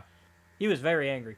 But yeah, so Bane succeeds, obviously, because we have to have the hostage crisis episode where we get Bane another success. Yep. And then episode 9 is the follow-up where Obi-Wan teams up with maybe one of the best Jedi ever that I feel like you would hate in real life. I was watching and I'm like, most people love Quinlan Vos, but I feel like I was watching, I was like, I feel like Seth would hate Quinlan. I'm like, it's very much... Am I right? I was like, man, Obi-Wan must be... Obi-Wan must be a stick in the mud, and then you're like, oh, wait. And I'm like, I realized this. Obi-Wan gets stuck with the weirdos of the Jedi Order. Every time. Qui-Gon, Anakin. Yeah. Yeah. Qui-Gon, Anakin, Quinlan in this instance. Yeah. I like Quinlan, but also we also get the introduction of the psychometry. Mm-hmm. This is the first time we get psychometry in canon. Quinlan has had psychometry for a long time in the expanded universe and Legends content, but this is the first time it's like one put into a actual like watchable media because it was in a show, which puts it back in the EU day, puts it higher up on the canon tier, and of course now a new canon makes it canon. So this is our first canon psychometry use, which of course goes on to be used later on by Rey in The Force Awakens, and then used heavily by Cal and kind of his whole shtick in the Jedi video games. I'll say this. I neither like nor dislike. Okay, you are ambivalent Quinlan. to Quinlan. I will say, like, between him and Sav Maligan, I prefer him over Sav Maligan. When it comes to rule-breaking Jedi. Yeah. Well, we'll get a lot more of Quinlan. It's also a name that I've heard a lot, Yeah, like but I don't see a lot. It's because of the Dark... I think it's because specifically Dark Disciple novel, which is on this season's itinerary, because it's Clone Wars era. But that's probably why you've heard so much of it. It's because Dark Disciple, which is legitimately a really good book, and I'm excited for when you get to read that. It's a good Quinlan Ventress novel. Okay. It's gonna be good. I'm building it up, but I think legitimately it's that good. But yeah, so Quinlan and Obi-Wan go after Zero and Cad Bane. Cad Bane is also there because Zero has information that's very damning to the Hutt cartel. Yeah, so episode 8 of this season finally introduced why the Hutts broke him out. Because Hostage Crisis, we knew it was the Hutts. Because they mentioned that, but they never said why. And it's because Zero has been writing in a journal blackmail on all the crimes that they've been committing as the Hutt cartel. He's like, you guys... You ever seen which, I forget which show it was, but it's one of those prison shows, and they're like, you wrote your... you kept your crimes in a notebook? Yeah. Me and Mom and Andrew, like, a long time ago, we were discussing, like, they're like, yeah, we made, like, digital copies of a bunch of documents, and, like, it was relevant to, like, a spy show, and I'm like, that is fucking stupid.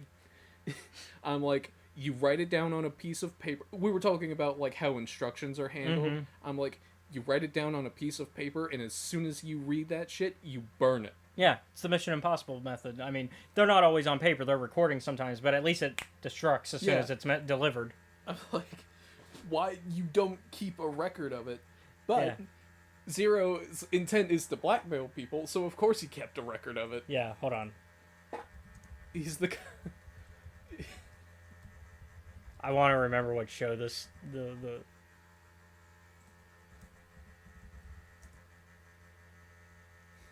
Man, it's not helping me. Nope. But You want to... no, it's not that. Although Suits did also have that, where they kept notes of a crime. But yeah, no, you don't keep notes of federal crimes, buddy. Yeah. But that's basically what Zero did. And so they were like, okay, well, we got to bring him in so that way we got to keep him alive and away from Republic jails. And then, at least until we can find this notebook. Yep. Which Zero will never tell us. So I guess we're just going to keep him imprisoned. Yeah. So the and Zero's like, I've gone from one jail to another jail that's ran by my family. Yeah. At least like, here, though, he's got a girlfriend who lets him out. And I was like, I'm like, I don't know, one of you is manipulating each other. And I'm like, you fell in love with a lounge singer, didn't you? Yes. You stupid, stupid fucker. Sigh Snoodles. Which, also, we get a little bit of, like, Seth has read too many noir detective We also get kind of a throwback when they introduce Sigh Snoodles to... There's a reference here, and it's a reference to Indiana Jones. Oh my god, you're right. It's the Temple of Doom opening. The Temple of Doom opening. Yeah, Sigh Snoodles is the Temple of Doom opening. Oh no. And it's even funnier because the Temple of Doom opening is also a reference to Star Wars because the name of the club is Club Obi-Wan. Bring it back. Let's go. And Temple of Doom is one of my favorites. In case y'all didn't know that about me, that's my favorite of the Indiana Jones films. And I know that's a very like hot opinion to have because that's not. It's a hot take. I know it's a hot take because a lot of people don't like Temple of Doom out of the original 3. I like all my Indiana Jones movies. I like all of them, including. I haven't seen the newest one. Newest I one. want to. Newest one's good. I want to. Maybe we can do that for like a movie night or something. Yeah, that could be a fun like general movie night on the Discord server. Because I like all of them, even Crystal Skull. Crystal Skull's fun. It's goofy. It has some stuff that's really weird, but I'll go with it. It has another one of the like. We've talked about this. My thing for evil sword women. I'm like, ah, damn it, they got me. Yeah, I think we talked about this particular topic on the podcast. I think we've particularly talked about Crystal Skull. It might have been an episode we had Scotty on for. Probably. I do like how she. At the end, she's like, I want all the knowledge of the universe. And they go, okay. Boom! It's another one. It's another one where, like, someone fucks with something way more powerful. It's just, that's what happens in Indiana Jones, but that also reminds me of the Kroll when, like, the villain just starts choking the Emerald Seer from the glass. But yeah, that's just how every Indiana Jones film pretty much ends, right? It's the bad guy is like, I have this powerful thing. Haha, I've used it. And dead. Neat. Let's see how this goes for you. Exception, I guess, being Holy Grail, because he picked the wrong Grail. But, whoa. Hey! But yeah, that's kind of the exception, not the rule. But yeah, Temple of Doom is one of my favorites. So seeing that little hint of like them doing that Sai Snoodle doing the opening to Temple of Doom is awesome. I was thinking, I'm like... You're like, why is this so familiar? I'm like, why is this so familiar? Do I know this showgirl thing? And I was like, you know what? I wouldn't mind working for the Hutts if I had to sit through this at least once a day. Yeah. We're talking Clone Wars today. Season 3 in particular. We're pretty much halfway through it. So, yeah. So Sai Snoodles, turns out, has been playing Zero the whole time. It turns out that Zero led her directly to the journal. Yeah. And so, meanwhile, Obi-Wan and Quinlan are playing on a wild goose chase after Bane. Yeah. And so they Zero gets shot in the back by Sai, who's like, "All right, thanks. Now I can get paid." Yeah, and like they get there before Cad Bane does. Yeah. I was confused. I'm like, yeah, they get there before the rest of the crew because they're like, ah, shit, he dead already. Yeah, I was like, wait, but Cad Bane got to Zero's mother's house before them. Yeah, but then he left because Obi-Wan and Quinlan kept chasing him, and he's like, well, I guess I can't leave this planet because these two are on my tail. I can't remember. They didn't catch him. No, they didn't. Yeah. As usual, Cad Bane escapes. He's got a plan. So, he's a man with a plan. Yeah. And like, they're like, did you do this? And Cad Bane's like, does it look like I did this? I wouldn't have done it in such a sloppy manner. He's like, I'm not this sloppy. Also, the thing is already missing. See? Look at open chest. Yeah. Let's call this a draw. And they're like, you're under arrest. And Cad Bane's essentially goes, for what? You still broke someone out of prison and held senators hostage. And he's like, he's dead. He's like, they're oh fine. Yeah, you're right. Oh yeah. Goodbye. Basically becomes a cactar for a second. Yep. And like, there's a battle, and Obi-Wan and Quinlan have the worst time in this fight.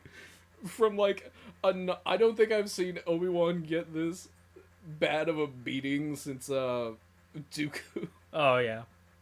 But yeah, so all's well that sort of ends well. Cad Bane escapes. The Jedi are like, well, Zero's dead, so I guess There's nothing we can do about that. Like, we're gonna go home, I guess. Report this back to the Jedi and to the Senate. Anakin to Obi-Wan. So how'd your day go, Obi-Wan? I don't want to talk about it. Yeah, that's just it. Obi-Wan throughout season 3 just has a bunch of days where he's like, where he gets back to Coruscant, and it's just like, I don't want to fucking talk about it.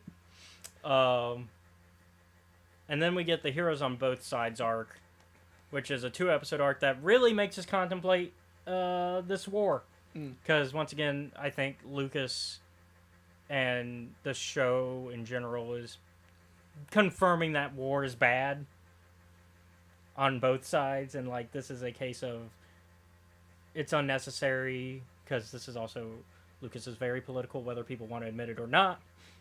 And that's kind of his... Like, the whole prequels is about how corruption and war is bad. And so the first episode we get to see Ahsoka is shadowing Padme, and Anakin's like, I'm not good with politics. Padme, you teach her. Yeah. Not daughter, go with your not mom. Yeah. To learn about politics. My favorite quote in this episode is Ahsoka going, wow, you and Anakin are very similar. No wonder you get along. Mm-hmm. She's like, no wonder you make such good friends. And I'm like, man, thank God Ahsoka has never walked in on that. Because you know there have got to be times when they're like... Not that far away from each other, yeah. But yeah, so episode 10 is Padme asking Ahsoka to use her Jedi diplomatic immunity, essentially, to go over to Separatist space, so that way they can go visit the senators that represent the Separatist alliance. Because Padme has friends there, and basically is like, hey, we're trying to stop a bill that raises more funds to keep this war going, and I just want to get some input on the Separatist side of what's going on. Yeah. But it's also illegal for senators to actively approach in a formal fashion to Separatist leaders. Yeah. And so... Because it gives legitimacy to the Separatists. Yeah, and it's also... I think the real reason is because Palpatine doesn't want people realizing that both sides are being played. Because, you know, if they start talking with each other, they start realizing, oh, actually, our problems could be solved with a sit-down and some conversation. Yeah. We were talking about this in the car on an unrelated topic. It's like, we could all calm down and get our shit together for 10 minutes. Yeah. And so, like, she meets with Senator Bonteri, and we get the introduction of Lux Bonteri, as well as his mom, Senator Bonteri. For a single episode. Well, his mom for a single episode, yeah. We'll see more of Lux in the future. But yeah, so Senator Bonteri in this episode, basically this is to teach Ahsoka that, hey, people are on the other side that are not like the soldiers, droids, or all generals. She's met are droids, Ventress, Sith, Dooku, and Grievous. Yeah, like everyone. And some evil, like some Trade Federation generals that are like they're representing military faction, like roles. She's only ever met Separatists that want to kill her. Yeah, like she's never met like the normal people, right? Like just the everyday person. And so that's kind of what this is a lesson of, is that, hey, the everyday person is actually very similar to you if you just sat down and talked to them. And so her and Lux have a little bit of flirting going on. As well as just, oh, okay, you're normal for what I would imagine. You're the first Jedi I ever met. You're the first Separatist that I've ever met that didn't want to kill me. They're like, they're both kind of like, you're okay. I don't know what to do with this information, but you're alright. Yeah, you're alright. And so, and unfortunately we learn about why, like, Lux and Senator Bonteri are very, like, in their mindset, and it particularly has to do with the former Senator Bonteri, Mr. Bonteri, who is dead. Killed by Republic soldiers while he was building a base for the Separatists, and he wasn't really, like, from what we understood, he wasn't, like, actively building a military base, he was just building a base. And the Republic clones showed up and killed him. So we learned that like he wasn't doing anything active against the Republic. He just was there. And so, and I think that's rough for Ahsoka to hear that the Republic could act that way. Yeah. Um, I'm like, it's one of those things, I think, where logically she might understand that it happens, but it's a lot different to see it. to hear it from somebody who's affected by it. Yeah. Because I think a lot of things in life are like that. Yeah. And so, meanwhile, on Coruscant, the trait, and this goes for how like both arcs end up going, right? Because this is like an overall what's going on in episodes 10 and 11, because Palpatine needs that bill to pass. So him and the Trade Federation and Grievous are planning an assault on Coruscant, which has not been attacked in what they say 100 years. Something like that. They've gone like they're like Coruscant has never been directly assaulted in like 100 years. And they're like, well, it's about time it's happened again. Grievous got the order from Dooku and it was like, today's the day, bitch. And so, let's run it. And I'm like, I have a moment of, fuck you, that's a good plan. And it's, because it scares people and it makes them go, oh, shit, we still need this. And so, yeah, they get assaulted in this one and attacked. Which it's funny because we see that before this attack, the Separatists had a vote where they said, nah, we're not interested in doing that, actually. Because we also want peace. But, of course, because Count Dooku's lying and going, yeah, we're not going to do that. He does it anyways. Just turns... He gets done. He immediately gets off that call, turns to the other phone and goes, do it. Yep. Also, send someone to kill that, Bonteri woman. Yeah, she's getting in the way. Also, maybe we should, let's do it at about the same time. Because then it can seem like both sides are causing the war to keep going. And then that will make our Senate mad too. Because war profiteering. Woo. Another common theme in Star Wars. Yep. So episode 11 is dealing with the consequences of all this, and it's also after the not the Senate spy episode, but the murder, the Senate murder. Because we see in episode 10 he's still alive, and then episode 11 I think is when he's dead. Oh yeah, Anaconda. Far. Or both Uncle of these. Ano. I think actually both of these might be before. Hold on, let me double check our official line. Yeah, both of these are before. Yeah. Okay. I remember because I was like, he gets... Because we also Ano see... gets the shit beat out of him by some separatists. Yeah, and we also see his left hand, like his assistant, niece. his niece assistant was is still like- with him. I was like, oh, okay, I know when this has to happen before... Yeah, the Senate So murder, I'm yeah. like, I'm like, And so, both of, this guy is dead in the future, and you're under arrest. and so, Bell is originally the one that's going to be pushing to speak to fight the bill, because Bell is kind of respected the most out of all the senators, even people who oppose. Everybody kind of just respects Bell's opinion. I feel like it's one of the ones where he's one of the senators that just has been in the game so long that He's got that high charisma. Yeah. And so he knows how to talk to people and kind of like listen to both sides actively and go, here's the middle ground that you might agree with. And so most people tend to listen to him. Unfortunately, I think he gets shot or something happens. Something does happen along those lines. Yeah, and so he's injured. Either way, he's injured and unable to do the speech. So now Padme has to. Hit him with a speeder bike. Oh, yeah, that's right, yeah. And so... Either that or speeder bikes are involved. Either way, Padme has to do the speech. And unfortunately, Padme is not feeling confident about it because she, along with Uncle Ano, have been walking around going from senator to senator going, hey, you gonna back us up in this fight against the bill? And they're like, no. Some of them are no. they get like a maybe from one guy, and he's like, "Oh, I'll listen to what Organa has to say." Yeah. And I'm like, sometimes that's all you can ask for. But a lot of people are just like, no, because like Padme's just not convincing enough in those particular talks. And so Padme's like, I might not be ready for this. And Uncle Anno's like, well, it doesn't matter. You're gonna have to do it anyway. Yeah.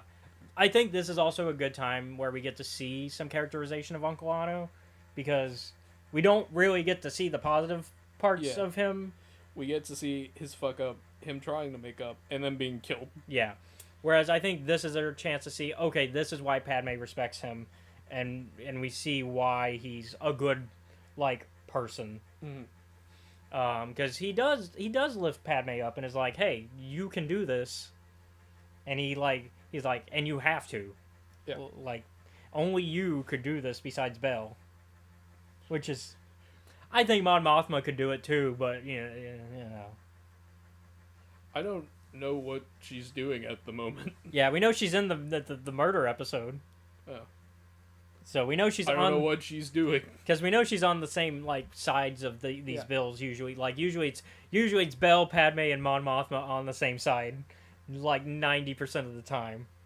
Like if there's a bill coming up, they're usually on the same side, politically speaking. And so they end up having to have Padme do the speech. But before that, we learn like why she's perfect for doing this speech, and it's because she knows how to talk to the everyday person, which is actually a strength that she has that Belle doesn't. Because we never see that Belle, or at least that not that we know of Belle having, right? Yeah. Like this is a Padme skill, right? Because we got to give Padme a reason to be able to do it herself, and it's because she talks to one of her handmaidens, who's basically like, yeah, we haven't had power in forever, and so, like, this is what's kind of been going on, and this shitty situation, like, we haven't had good water in a minute. Like, this is everything that the war is causing the everyday person to not have, right? And so, Padme presents that information and is like, hey, we as senators are to help our constituents, but they haven't had showers, medical stuff, food, because the war's things going on. Yeah, things that the government apparently normally pays for in the Republic, which is new information. They're basically they actually pay for people's groceries. That's nice, but apparently not lately, because the war, because all the money's been going to war spending, and so she's like, if you put this bill through, you are continuing that cycle of keeping this going. And so, if the bill fails because of the speech, because Padme manages to convince enough people, and then the bad guys are like, well, fuck. Okay, well, we'll find another way to get the war to keep going. Yep. Which is blow up the fucking power grid, said Dooku. Well, that was in the previous episode. Yeah, the effects are still ongoing. Yeah, effects are still ongoing, but it's enough to kind of like maybe give a little momentum. That, and then I think Bon Terry is killed, and Dooku's like, so since she's died, you guys kind of fucked that all up for everybody. Any piece, yeah. So y'all killed Bon Terry. Lux, of course, knowing that is not the truth of things, but he doesn't know the reality of everything behind it yet. Next, we get the Night Sisters episode, arcs, which is Ventress gets kicked out of the Separatists. Palpatine calls up Dooku and he's like, "Hey, so Ventress is getting pretty strong recently. You gonna overthrow me or something?" Yeah, you know that rule of two thing? Are you gonna break that and try to kill me?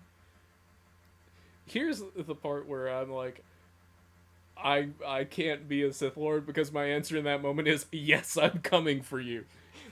You would be like, if you were Dooku in that situation, you go, "Hey Ventress, it's time." Is that yes, let's go fucking get him. And then you both die. Yeah. Because Palpatine is still too powerful. I don't know, man. She's getting pretty strong. I don't think her and Dooku were strong enough for Palpatine, though. Yeah. Not yet. She's strong enough to fucking take on Obi-Wan and Anakin at the same time. Yeah, but that's still a different, Palpatine's a different. scaling. Sidious is a different level, right? Yeah. I mean, we can't really talk about power scaling because it's not really a thing in Star Yeah, Wars. that- People try to do it. It It's doesn't quite work that way. Yeah, it's literally based on the story. Like, who wins a fight is directly based on who needs to win that fight. Mhm. There is no like power scaling situation. Yeah. It's very much a who wins based on the necessary of the story and what the Force wants, Mhm. which means Deus Ex Machina of who wins. Yep. So it could be literally anyone. It's a roulette wheel. Yeah. Based on the story you're telling. Mhm. Which is why Palpatine would win that fight because the story demands that Dooku and Ventress cannot kill Palpatine yet. Yep. So they go. So Betrayal on Ventress gets shot Dooku down. betrays Well, Ventress. on Ventress. That's why I said betrayal on Ventress. So, Mm. not Ventress is betraying them. Yeah, I said Dooku betrays. It felt like Ventress. It felt like you were correcting me. But yeah. No, not this time. Oh, okay. But yeah. So Dooku betrays Ventress, blows up her ship. Anakin and Obi-Wan kind of witness this and assume she's dead. They're like, well, They're like, we don't know why they're infighting, but she's dead. good for us. I guess they both kind of are like, Not our monkey, not our circus. Yep. And so Ventress basically limps back home. Yeah, it goes back to Dathomir after getting picked up by pirates, who she then like kicks their asses and goes, Yep. "Hey, no, I'm going to Dathomir." And And so, they're like, why do you want to go there? because I'm a witch like them, and she, yeah, And she then she murders him. yeah, and then she takes the ship, goes back home, goes to see Mama, who Mother Talzin's like, okay, well, we're gonna keep you safe, and we're gonna make a long-term plan of how to deal with getting revenge on them. Yep. First off, but we're gonna do a short-term plan first. We're gonna go ahead and try to send some assassins and see how that goes. Yep. Uh, We'll go and, with plan A, and then we'll figure out plan B. and Plan A goes horribly wrong, but it also gives us the best moment in Star Wars canon, which is Dooku jammies. We get the Dooku jammies, the silk jammies that look so comfy, and are so loved by the fandom that Battlefront 2 made them one of the skins that you could have for Count Dooku. I'll say it. This is another one of, like, in my opinion, for the most part, this is actually a really solid plan that Mother Talzin and Ventress come up Yeah, with. because they're doing stealth and having them invisible, so that way they can't see that they're Night Sisters. And to double down on that, it's not Night Sisters. They use lightsabers, and they go, well, if this kills them, cool. Probably won't. And so They also poison him yeah, as well. to slow down his senses. Like they shoot a poison dart at him to slow down his senses. And they're like, we're gonna try to kill him, but we're gonna assume it's not gonna work, which is why we're laying all this down, because we're gonna, if he survives, he's gonna come crawling to us to find a new assassin to protect him from the Jedi who tried to murder him in his sleep. So, Which Plan A is part of the greater plan all along, which is such good planning. Which I guess Dooku is at a point where he just believes Jedi would murder him in his sleep. I laugh because of what the plot of Dark Disciple is eventually. Did Jedi just decide to murder someone in their sleep? Not in their sleep, but they do just go, alright, we're gonna call in an assassination job Okay. on Dooku. Alright. Like, Put even, it- like Yoda and Mace are like, alright, I guess we have no choice now. We're gonna put a hit out on him. Sponsored by the Jedi Order. Essentially. Oh my god. Alright. Let me, Yeah. but you keep talking while I do that. Like, so they jump Dooku, right? And I'm like, wait a minute. Dooku hasn't used everything in his arsenal. Ventress, you know what he can do. As all three of the Night Sisters are, Ventress and her sisters, are electrocuted and thrown out the window. And I'm like, man, Ventress, this really is a, damn it, I forgot he could do that. Yeah. I don't think she knew it could be used on multiple people. Yeah. So they And so they're like, okay, well, plan A did not work. but we were also expecting it not to work. We were hoping it would, but it didn't. And so Mother Talzin's like, but also now they're gonna come crawling to us for a new apprentice, or a new assassin to your replacement. And so they're like, all right, since they're gonna come crawling to us, we should start planning that. So he does in fact come crawling to them and goes, hey, I need a new assassin, and I heard you guys make some pretty good assassins, because it's where I got Ventress from, and also it's where Maul came from. Which introduces a retcon.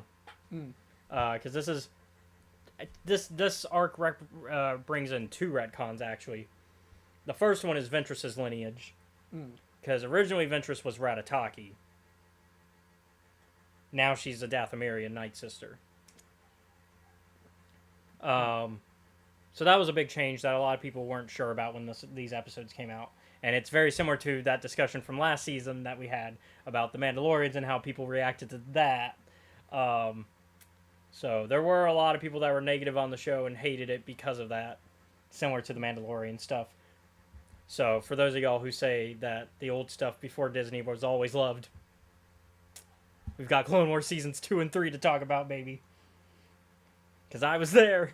I remember the hatred for these episodes. And so, like, that was a retcon, as well as Darth Maul becoming a retcon as being, well, making the male Zabrix connected to the Dathomirians was a change. Because, like, we knew that Zabrix could come from Dathomir, but they could also come from Iridonia. And so we knew the good Jedi ones both came from Iridonia. But then Maul was a Dathomirian Zabrix. But we didn't know the connection to the Night Sisters at the time. Because the Night Sisters were kind of any race at the time. And weren't particularly Dathomirians. Now it's been placed that most of them are Dathomirian. Especially this particular, branch, whatever you want to call it. Sect, yeah. And so, because we learned that they're not allowed to really practice a lot of their stuff, similar to the Acolyte situation, because Obi-Wan and Anakin later show up and are like, hey, we know you're involved with the males of the village, and they're like, yeah, but we've been banished from there for a long time, and they're like, don't lie to us, we know. Obi-Wan just immediately, Anakin's like, you're a fucking liar. Obi-Wan's like, what he means to say is, we really think that you're lying to us. We have information, we have proof. We know you're lying to us. Just make our job easier, please.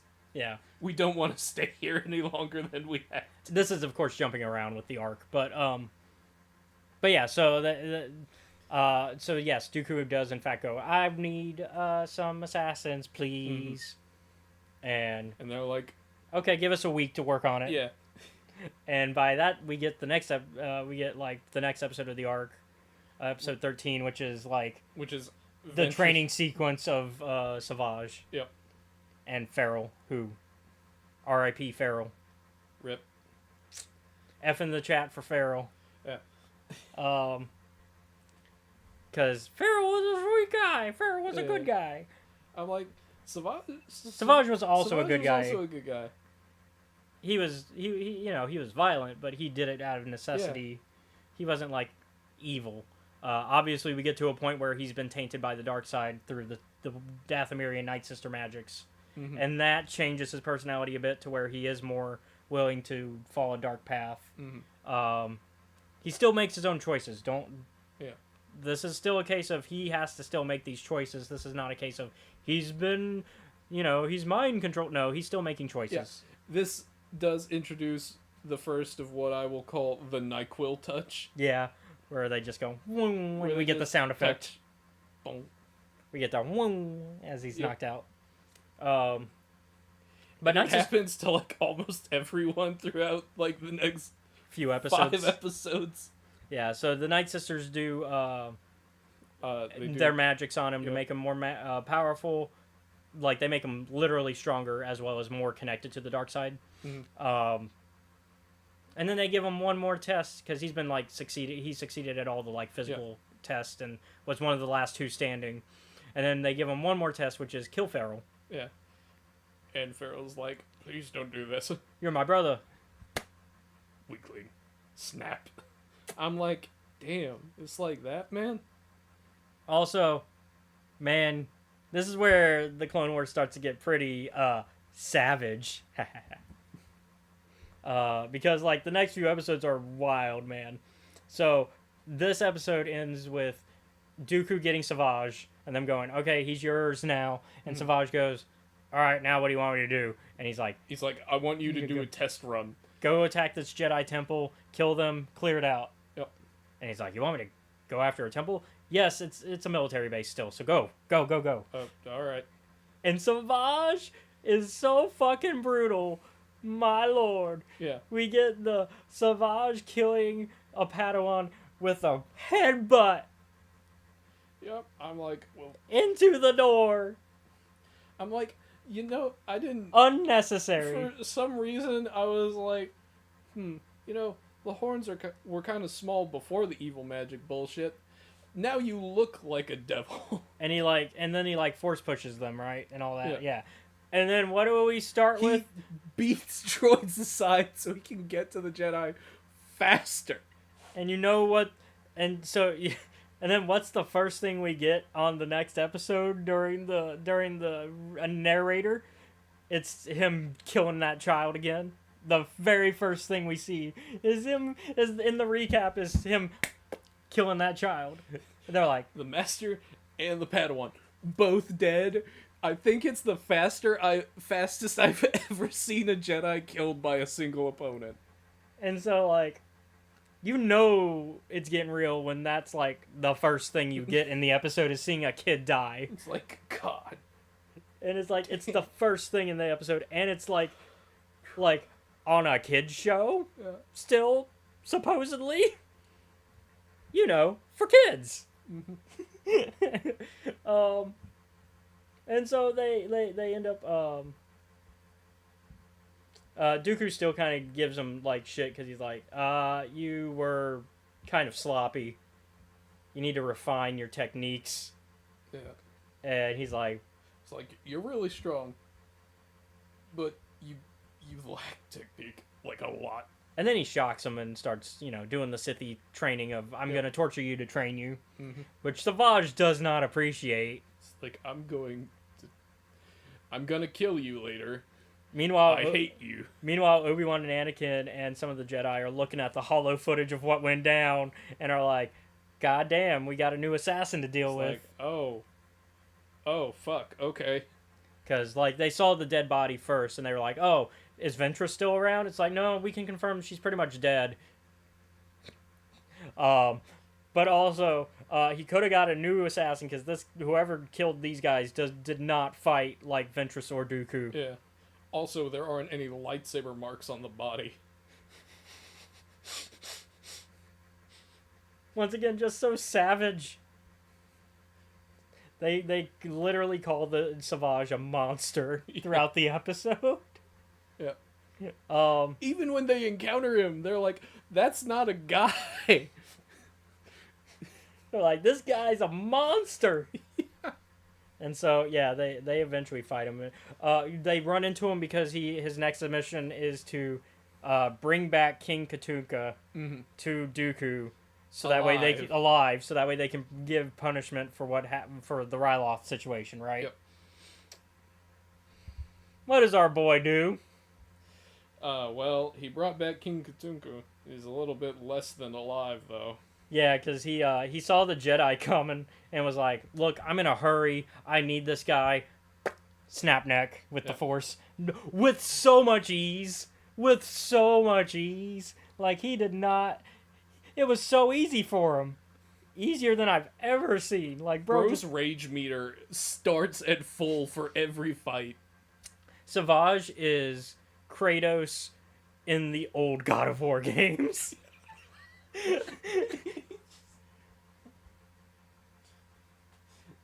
All he has to do is stab Ares, and he's the new God of War. Like, he just snaps Katuka. Like, Katuka's flying away. He's going like, I guess I'm gonna fly away and try to get away. Yep. And he's like, I don't got time for this. Yeah. And Obi-Wan and Anakin are like, oh, fuck, okay. Like, Savage just pushes them under, like, the little elevator and decides, fuck it, I'm just gonna drop it on them. Yeah, and then I'm gonna run with this dead body, dragging it with me into the ship. It's like, oh no. Which, that's unfortunate for King Katuka. I liked him. Yeah. He was a good character. He was a good leader. Mm-hmm. You rarely get that. He was a good leader who wanted what was best for his people and made sure to do what was right for everybody. Yeah. Not just his people. And they killed him. Yep. And Savage Dooku's comes. Dooku's like, I said I wanted him alive. alive? What part of that didn't you understand? And so once again we get some shock treatment because Dooku's like, the lessons aren't going through your thick skull.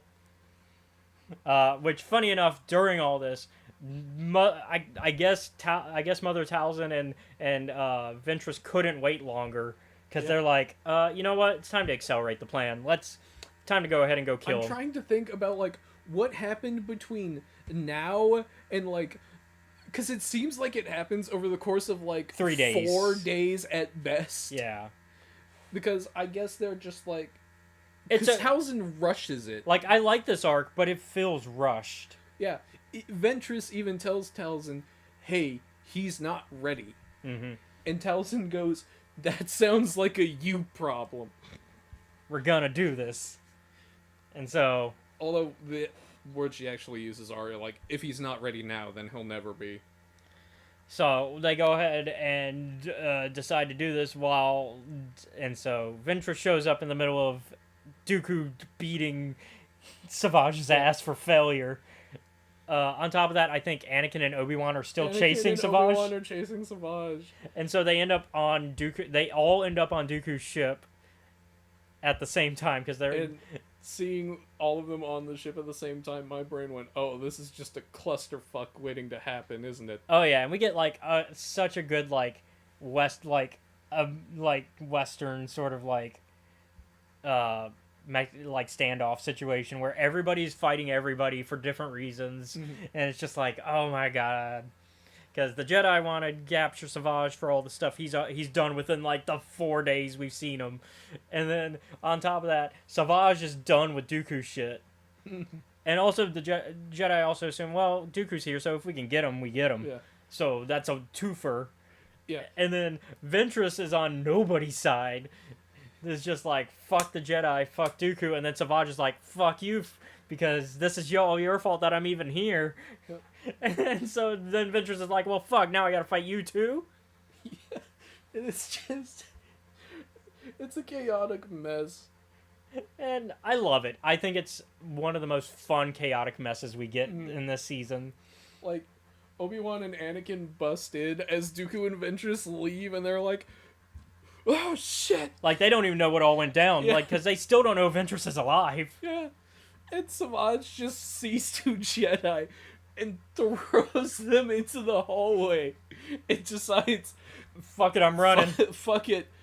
I don't care anymore. I'm just gonna kill everyone I see. I'm leaving. Yep. He says, fuck this shit, I'm out. Yep. And so, yeah, it ends with nobody winning. Yeah. This is a no-win situation. Like, Ventress escapes. Dooku is confused because he thought she was dead, and now his other assassin has betrayed him. Obi-Wan and Anakin encountered the fucking Terminator. And except the Terminator got shot by his own guys. And everyone is like, we're all gonna go home, I guess. Yeah, we're just going home. Let's just not this today. Is one of the ones where, like, Yoda and, like, I'm imagining Yoda and Mace are listening to, like, them give their report, and they're like, so what happened? And they're like, King Katunka was dead. By the way, that fucking guy is strong as shit. Yeah, We don't know where Dooku is, again, because we never do. He always gets away. and Ventress is dead. We think. Because we didn't see her body still. Yep. So, but yeah, that's the Night Sisters arc. Woo! Next up is the most, like, mystical arc Yeah. in the show, which is one of the most mysticals, I should say, because season 6 gets pretty mystical. But the Mortis arc, which is where we get father, son, and sister, who are the banes of your existence in one of our games. Oh, man. Specifically, son. Yeah. I think it might be the opposite, actually. But yeah, so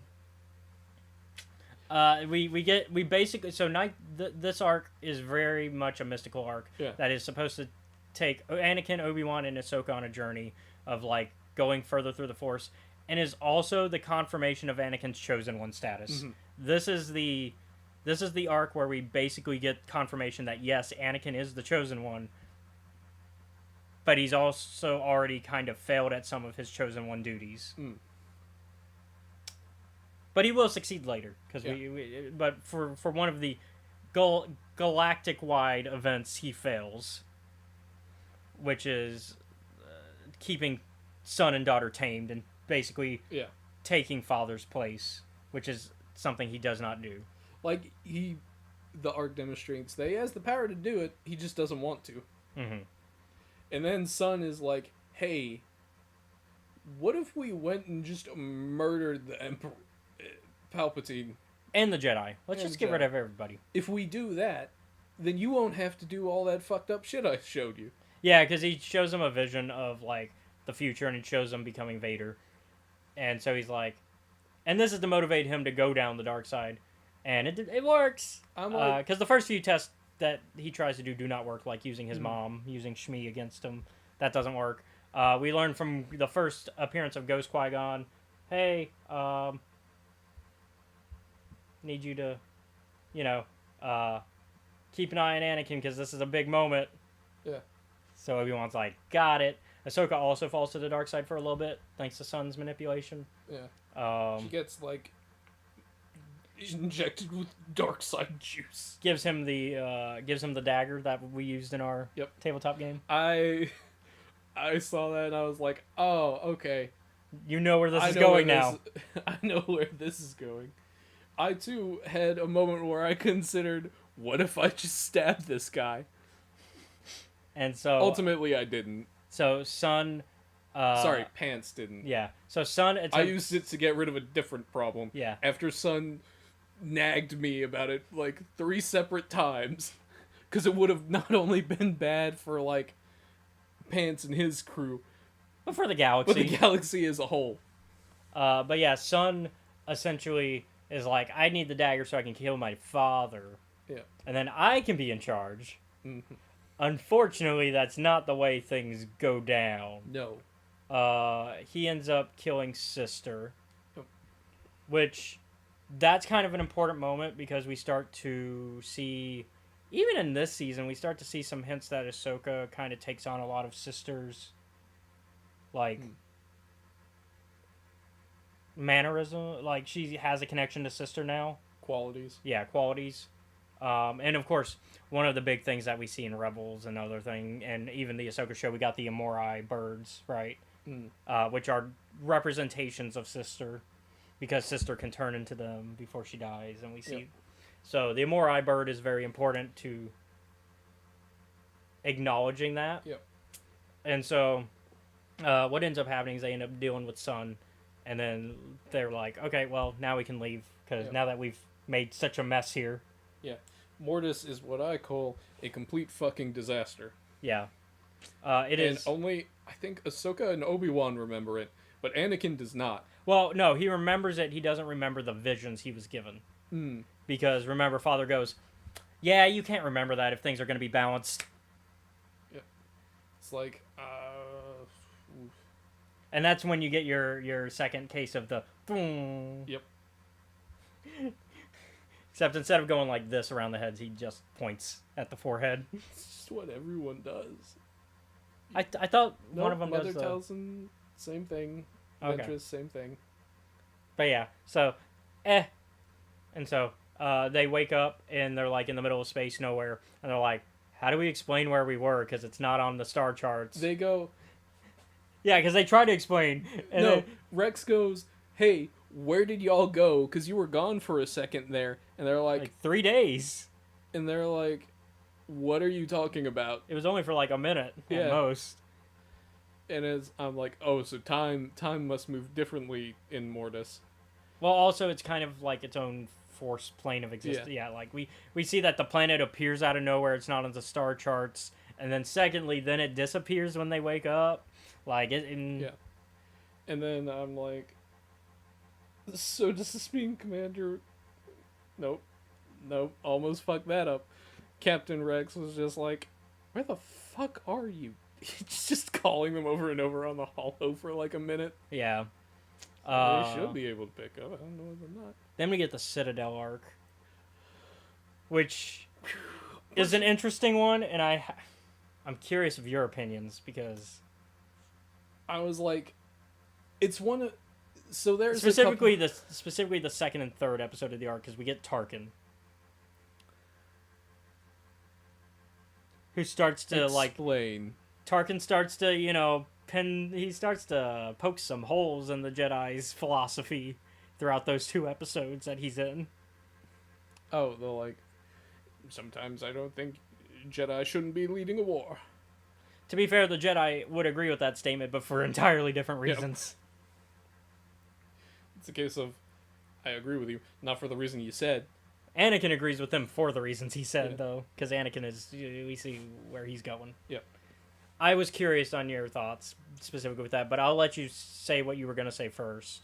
So one of the things that I have sometimes in media is where they're like, oh, this thing could change the tide of the war, like this piece of information, or like so-and-so, and they'll present it like it's a grand thing, but it'll be like actually kind of underwhelming. Whereas here, I'm like, I can definitely see how that would certainly change the tide. Yeah, because they basically have hyperspace lanes that could make them go through a direct route.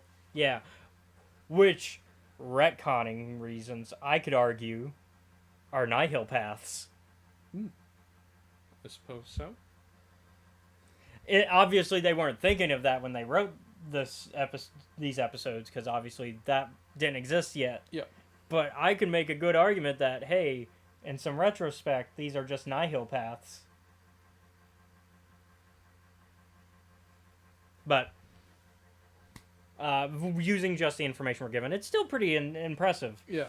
And so, but the trick is, the people who have that information are currently being held prisoner on a world that has been designed to be a prison for Jedi. Yeah. And man, does this prison convince me it was made to keep Jedi in. It definitely lives up to the promise. Mm-hmm. Especially because one of the Jedi they try to break out does not make it. Yep. So Ahsoka is initially not supposed to go on this assignment. Kind of has a side conversation with Plo Koon going, hey, I kind of want to go anyways. And Plo kind of is like, that's up to you. Not my problem. It's like, you're not my Padawan. I don't know why you're asking me for permission. And so she's like, fuck it, I'll do it anyways. Yep. Even though Anakin is explicitly like, no. We also see where Anakin probably got the idea to put Han in carbonite from. Mm-hmm. Because he came up with this plan and is like, I think it'll work.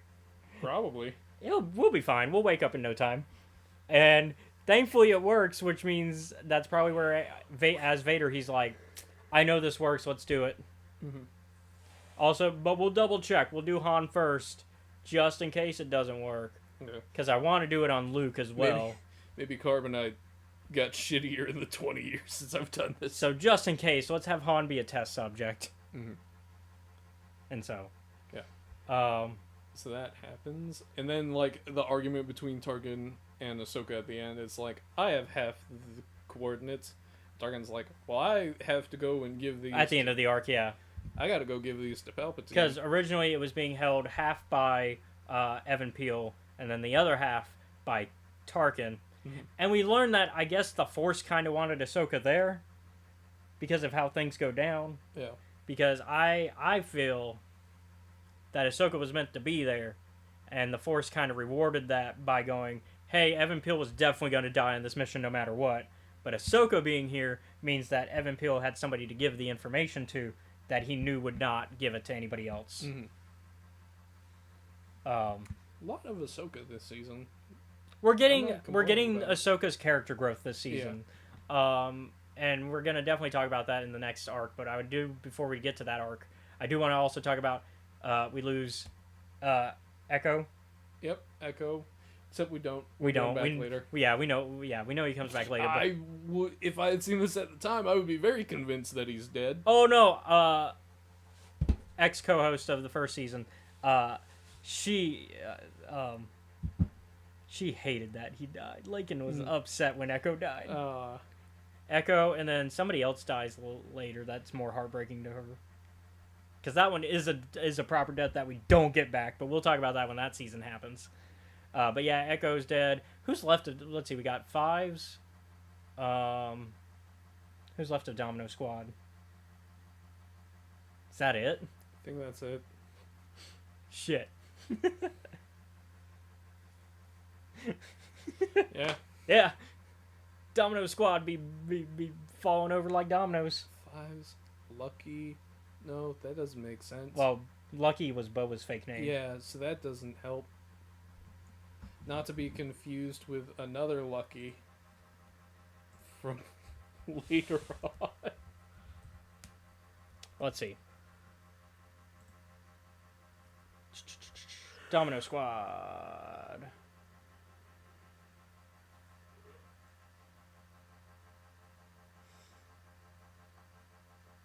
Trying to get just the members of it.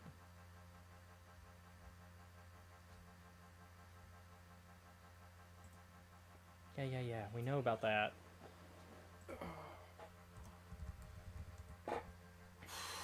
Heavy and Cut Up and Droid Bait were the other members. And yeah, they're all, we know Heavy's death. He blows up. Cut Up gets eaten by one of the eels on Rishi. And Droid Bait dies during the initial Separatist attack on the base. Damn. Droid Bait lived up to his name, so to speak. Well, shit.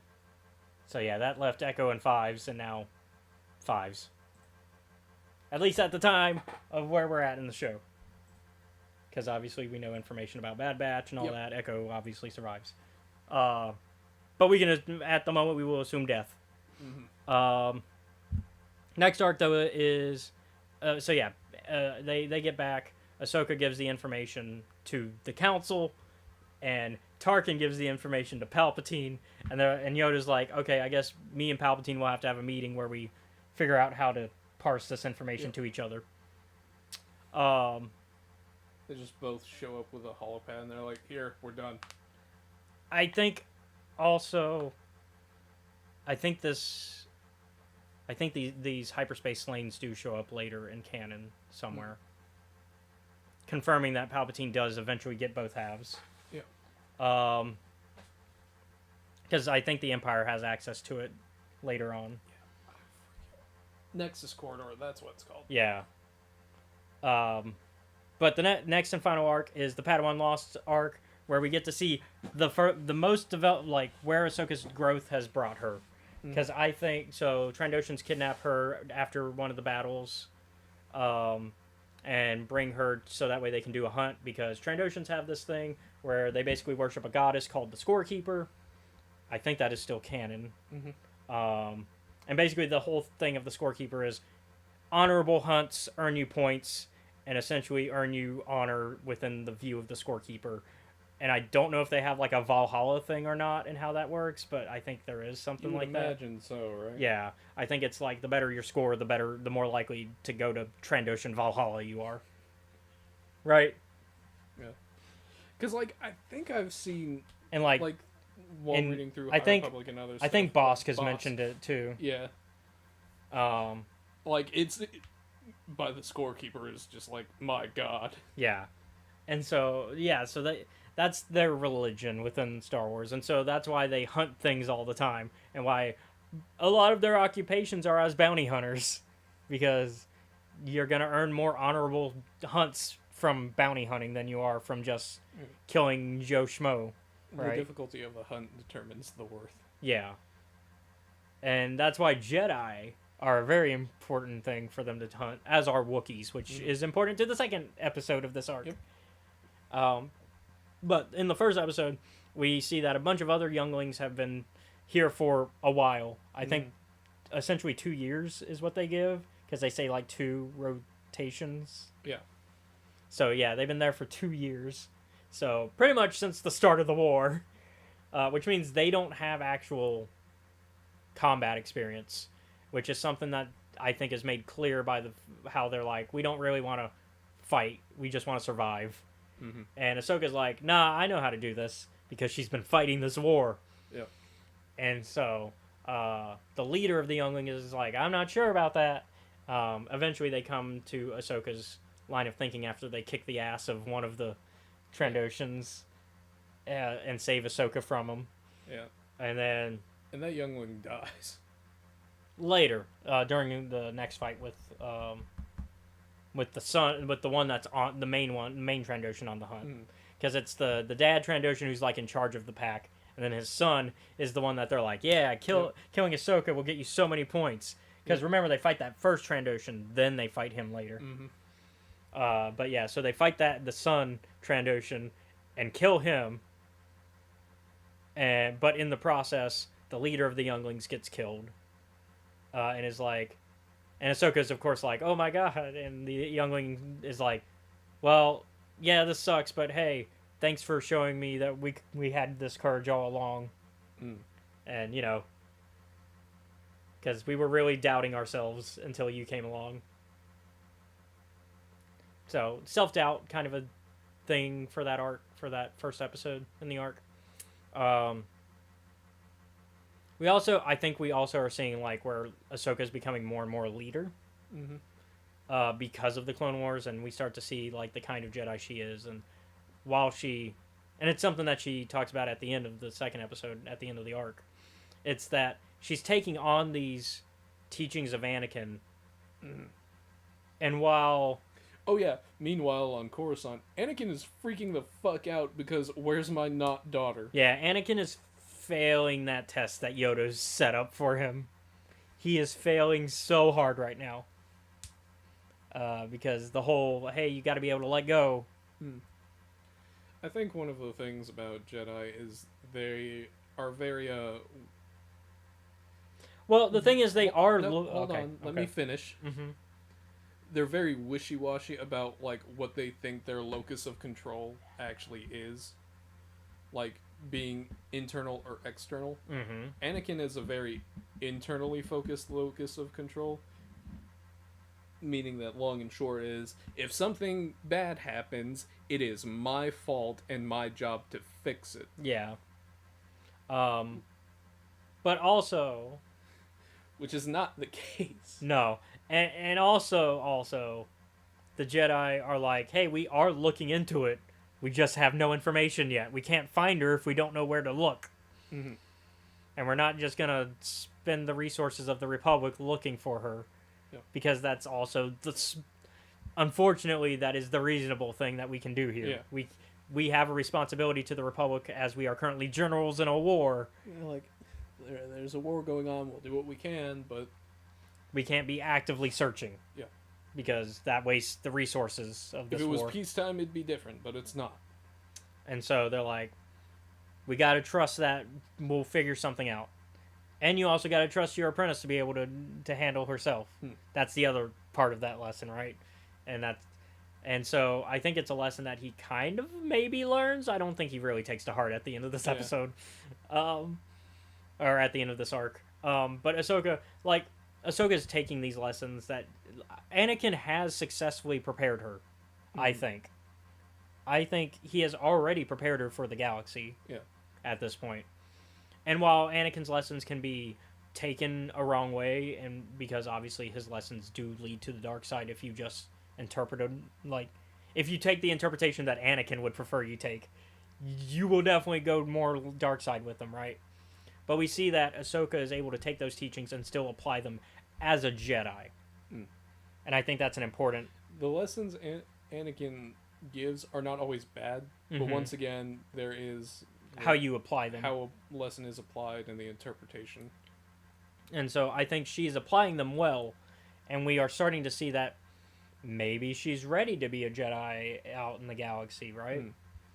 Which is very important considering at the time of when this show was airing, we're pretty much hitting, like, obviously we have 7 seasons now, but season 5, for a while, was the last season.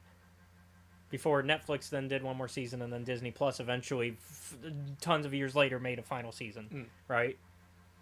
So we are already at the halfway point of the original run, past the halfway point of the original run.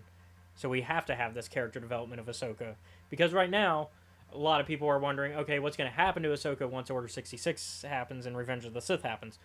Does Ahsoka die before the events of Revenge of the Sith? What's going... Because at the time, we didn't have answers for that, right? Yeah. So, viewing the show from the lens of first-time viewing, not knowing these answers,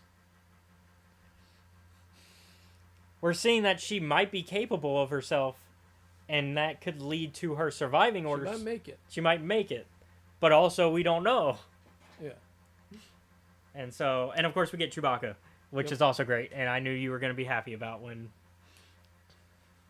Because your love of Wookiees. Just throws a Trandoshan off the side. And we get Tarful, too. General Tarful, who has made appearances in Revenge of the Sith, as well as the Jedi Fallen Order game. Because you get to meet him as Cal. Because he's kind of leading the rebellion side of the Wookiees. Yeah, not Carl Kestis. Carl. That's when you give him the that's Jedi Survivor version. Watch out. Watch out for Carl Kestis and his big poncho. But he's got... this is a really good season. It's where I think, because I did say I was going to give this higher, but I don't know if I will. Because what? I gave season 2 a 7, right? Yeah. I almost was considering this one an 8. But I think its weakness is that it still is making the mistakes of season 1 and 2 of kind of going all over the place timeline-wise and telling stories. We're kind of still in a... Sometimes you'll watch an episode and go, where does this connect with everything else? It's still very much an anthology series that doesn't really know the focus yet. And I think we're getting closer there. We're getting closer to it being, it's about Obi-Wan, Anakin, and Ahsoka. That, like, we're getting closer to that being the... And sure, I don't mind it being about other characters as well, but our primary goal needs to be about a certain set of characters. And we're still not quite there. We're almost there. I'd say this is the closest. But for that reason, I can only really give it a 7.5. Like, it's better than 2, but it's still making a lot of the same mistakes, in my opinion. On a storytelling, like on a episode basis, especially if you start watching them like we are, where you're binging the entire season, it starts to become, okay, hell, I had to make a whole timeline because it's just that confusing. Like, I had to make a separate list of, like, this is every episode in order. Yeah. I'm gonna give it an 8. Okay. Like I said, I would if it wasn't for... I still think that's a problem for the show. I think that's still a problem for the show at this point. But season 4, we finally get out of that problem. We still get episodes that focus on other characters, but we have it to where everything is in an order, where I'm not lost on the overall arcing narrative of, like, where, like when things take place. What's happening, where, and with who. Yeah. So season 4, you stop that confusion. So season 3 is pretty close though, except for the fact that so many episodes, like even some of their arcs take place in weird places before other arcs, and it's like, okay. Like I can understand why the Zero Escapes arc takes place the way it does.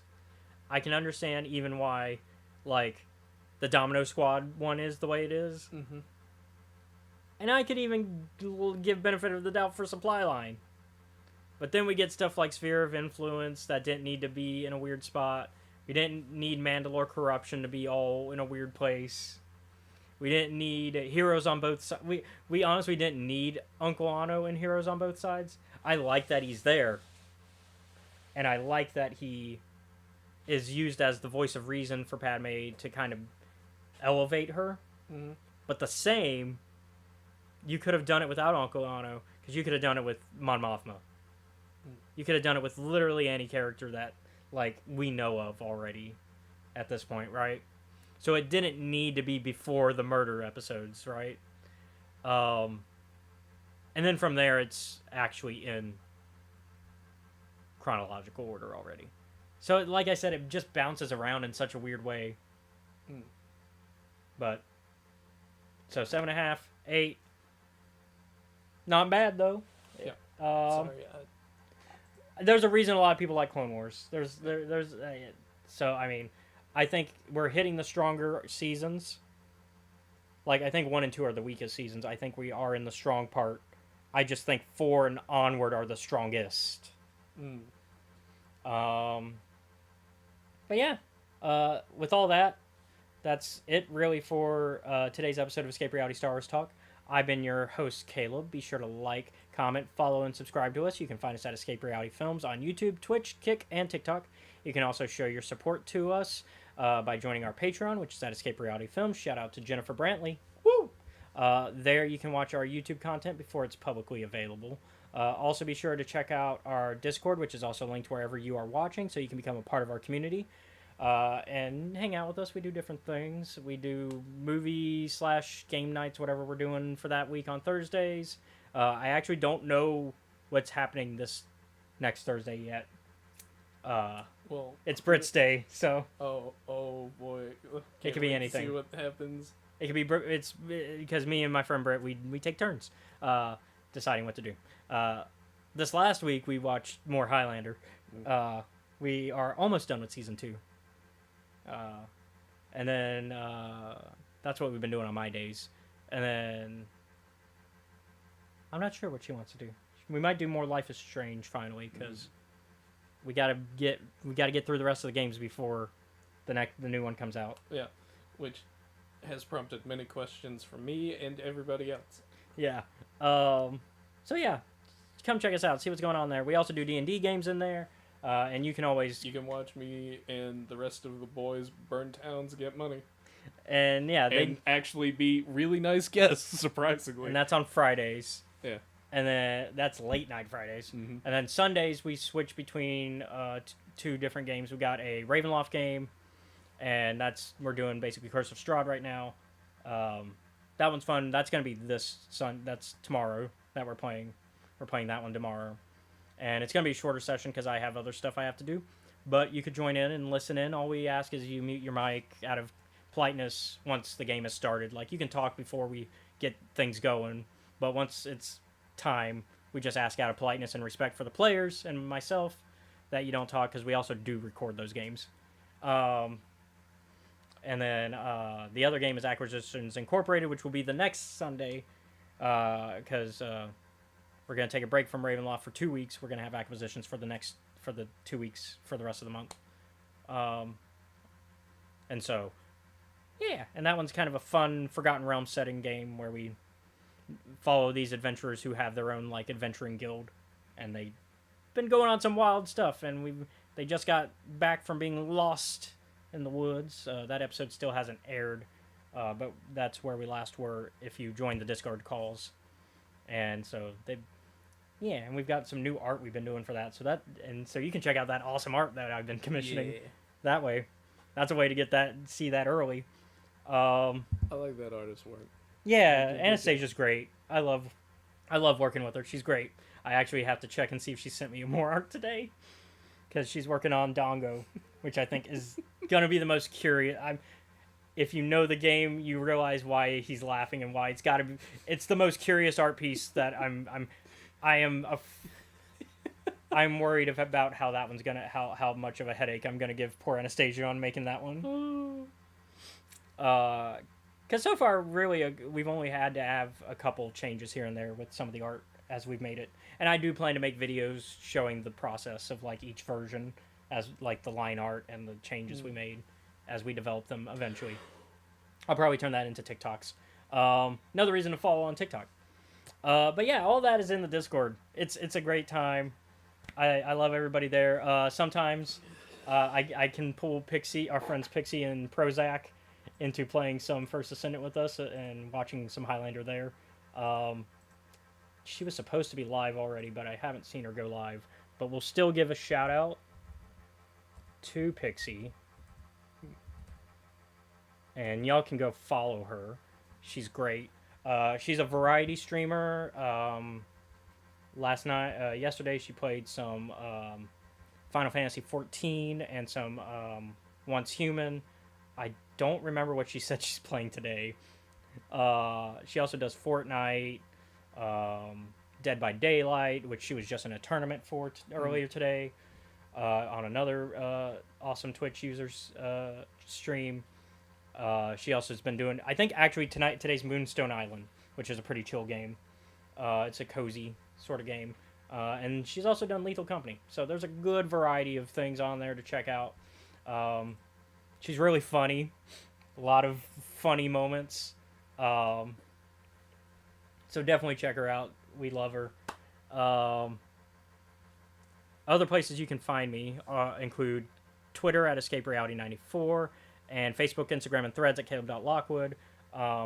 Seth, go ahead and shout out some of our friends who do some D&D. All right.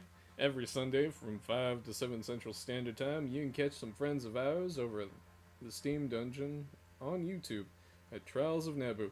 Boy, oh boy, have the party got themselves involved in some deep trouble this time. A while back, the party tangled with some sirens. Apparently, they didn't like us smashing up their bank and executing some of their gang members, so they decided to follow the crew halfway across the desert to go and get some revenge by tricking Picari into thinking her mom had found them. That didn't work, because Mana is like, that's bullshit, your mom wouldn't be here. And now they're in a fight. Let's see how this one goes. Alright. So yeah, go check them out. Once again, thank you all for watching. Join us next week as we will be, I believe, going to... Let me double check the schedule, because I didn't update the script. Yes, we will be continuing our Clone Wars exploration with Season 4. So, no breaks on that. Hello, Pixie. Oh, hey, Pixie. You just missed it. I know you've been busy today, but we gave you a little shout-out. You probably were lurking, though. So, but we gave you the shout-out. So that way people can go see you since you're about... Yeah, because I know you're probably about to stream once you get done with everything you're working on. So, yeah, go check her out as soon as you're done watching us, because at the very least give her a follow, because I don't know what the plan is regarding her going live anymore. Technically, she was supposed to be live an hour ago. And that's with the hour bump that she gave herself. So, but yeah. But we love Pixie, so yeah, we love her. Go check her out. We're late too sometimes, okay? So if I'm calling you out, we call ourselves out on it all the time. But yeah, like I said, go give her a follow, and we will see you all next week. Have a good one. Bye. Oh, I've spoken. That's what I usually say. Yep. Y'all be safe out there.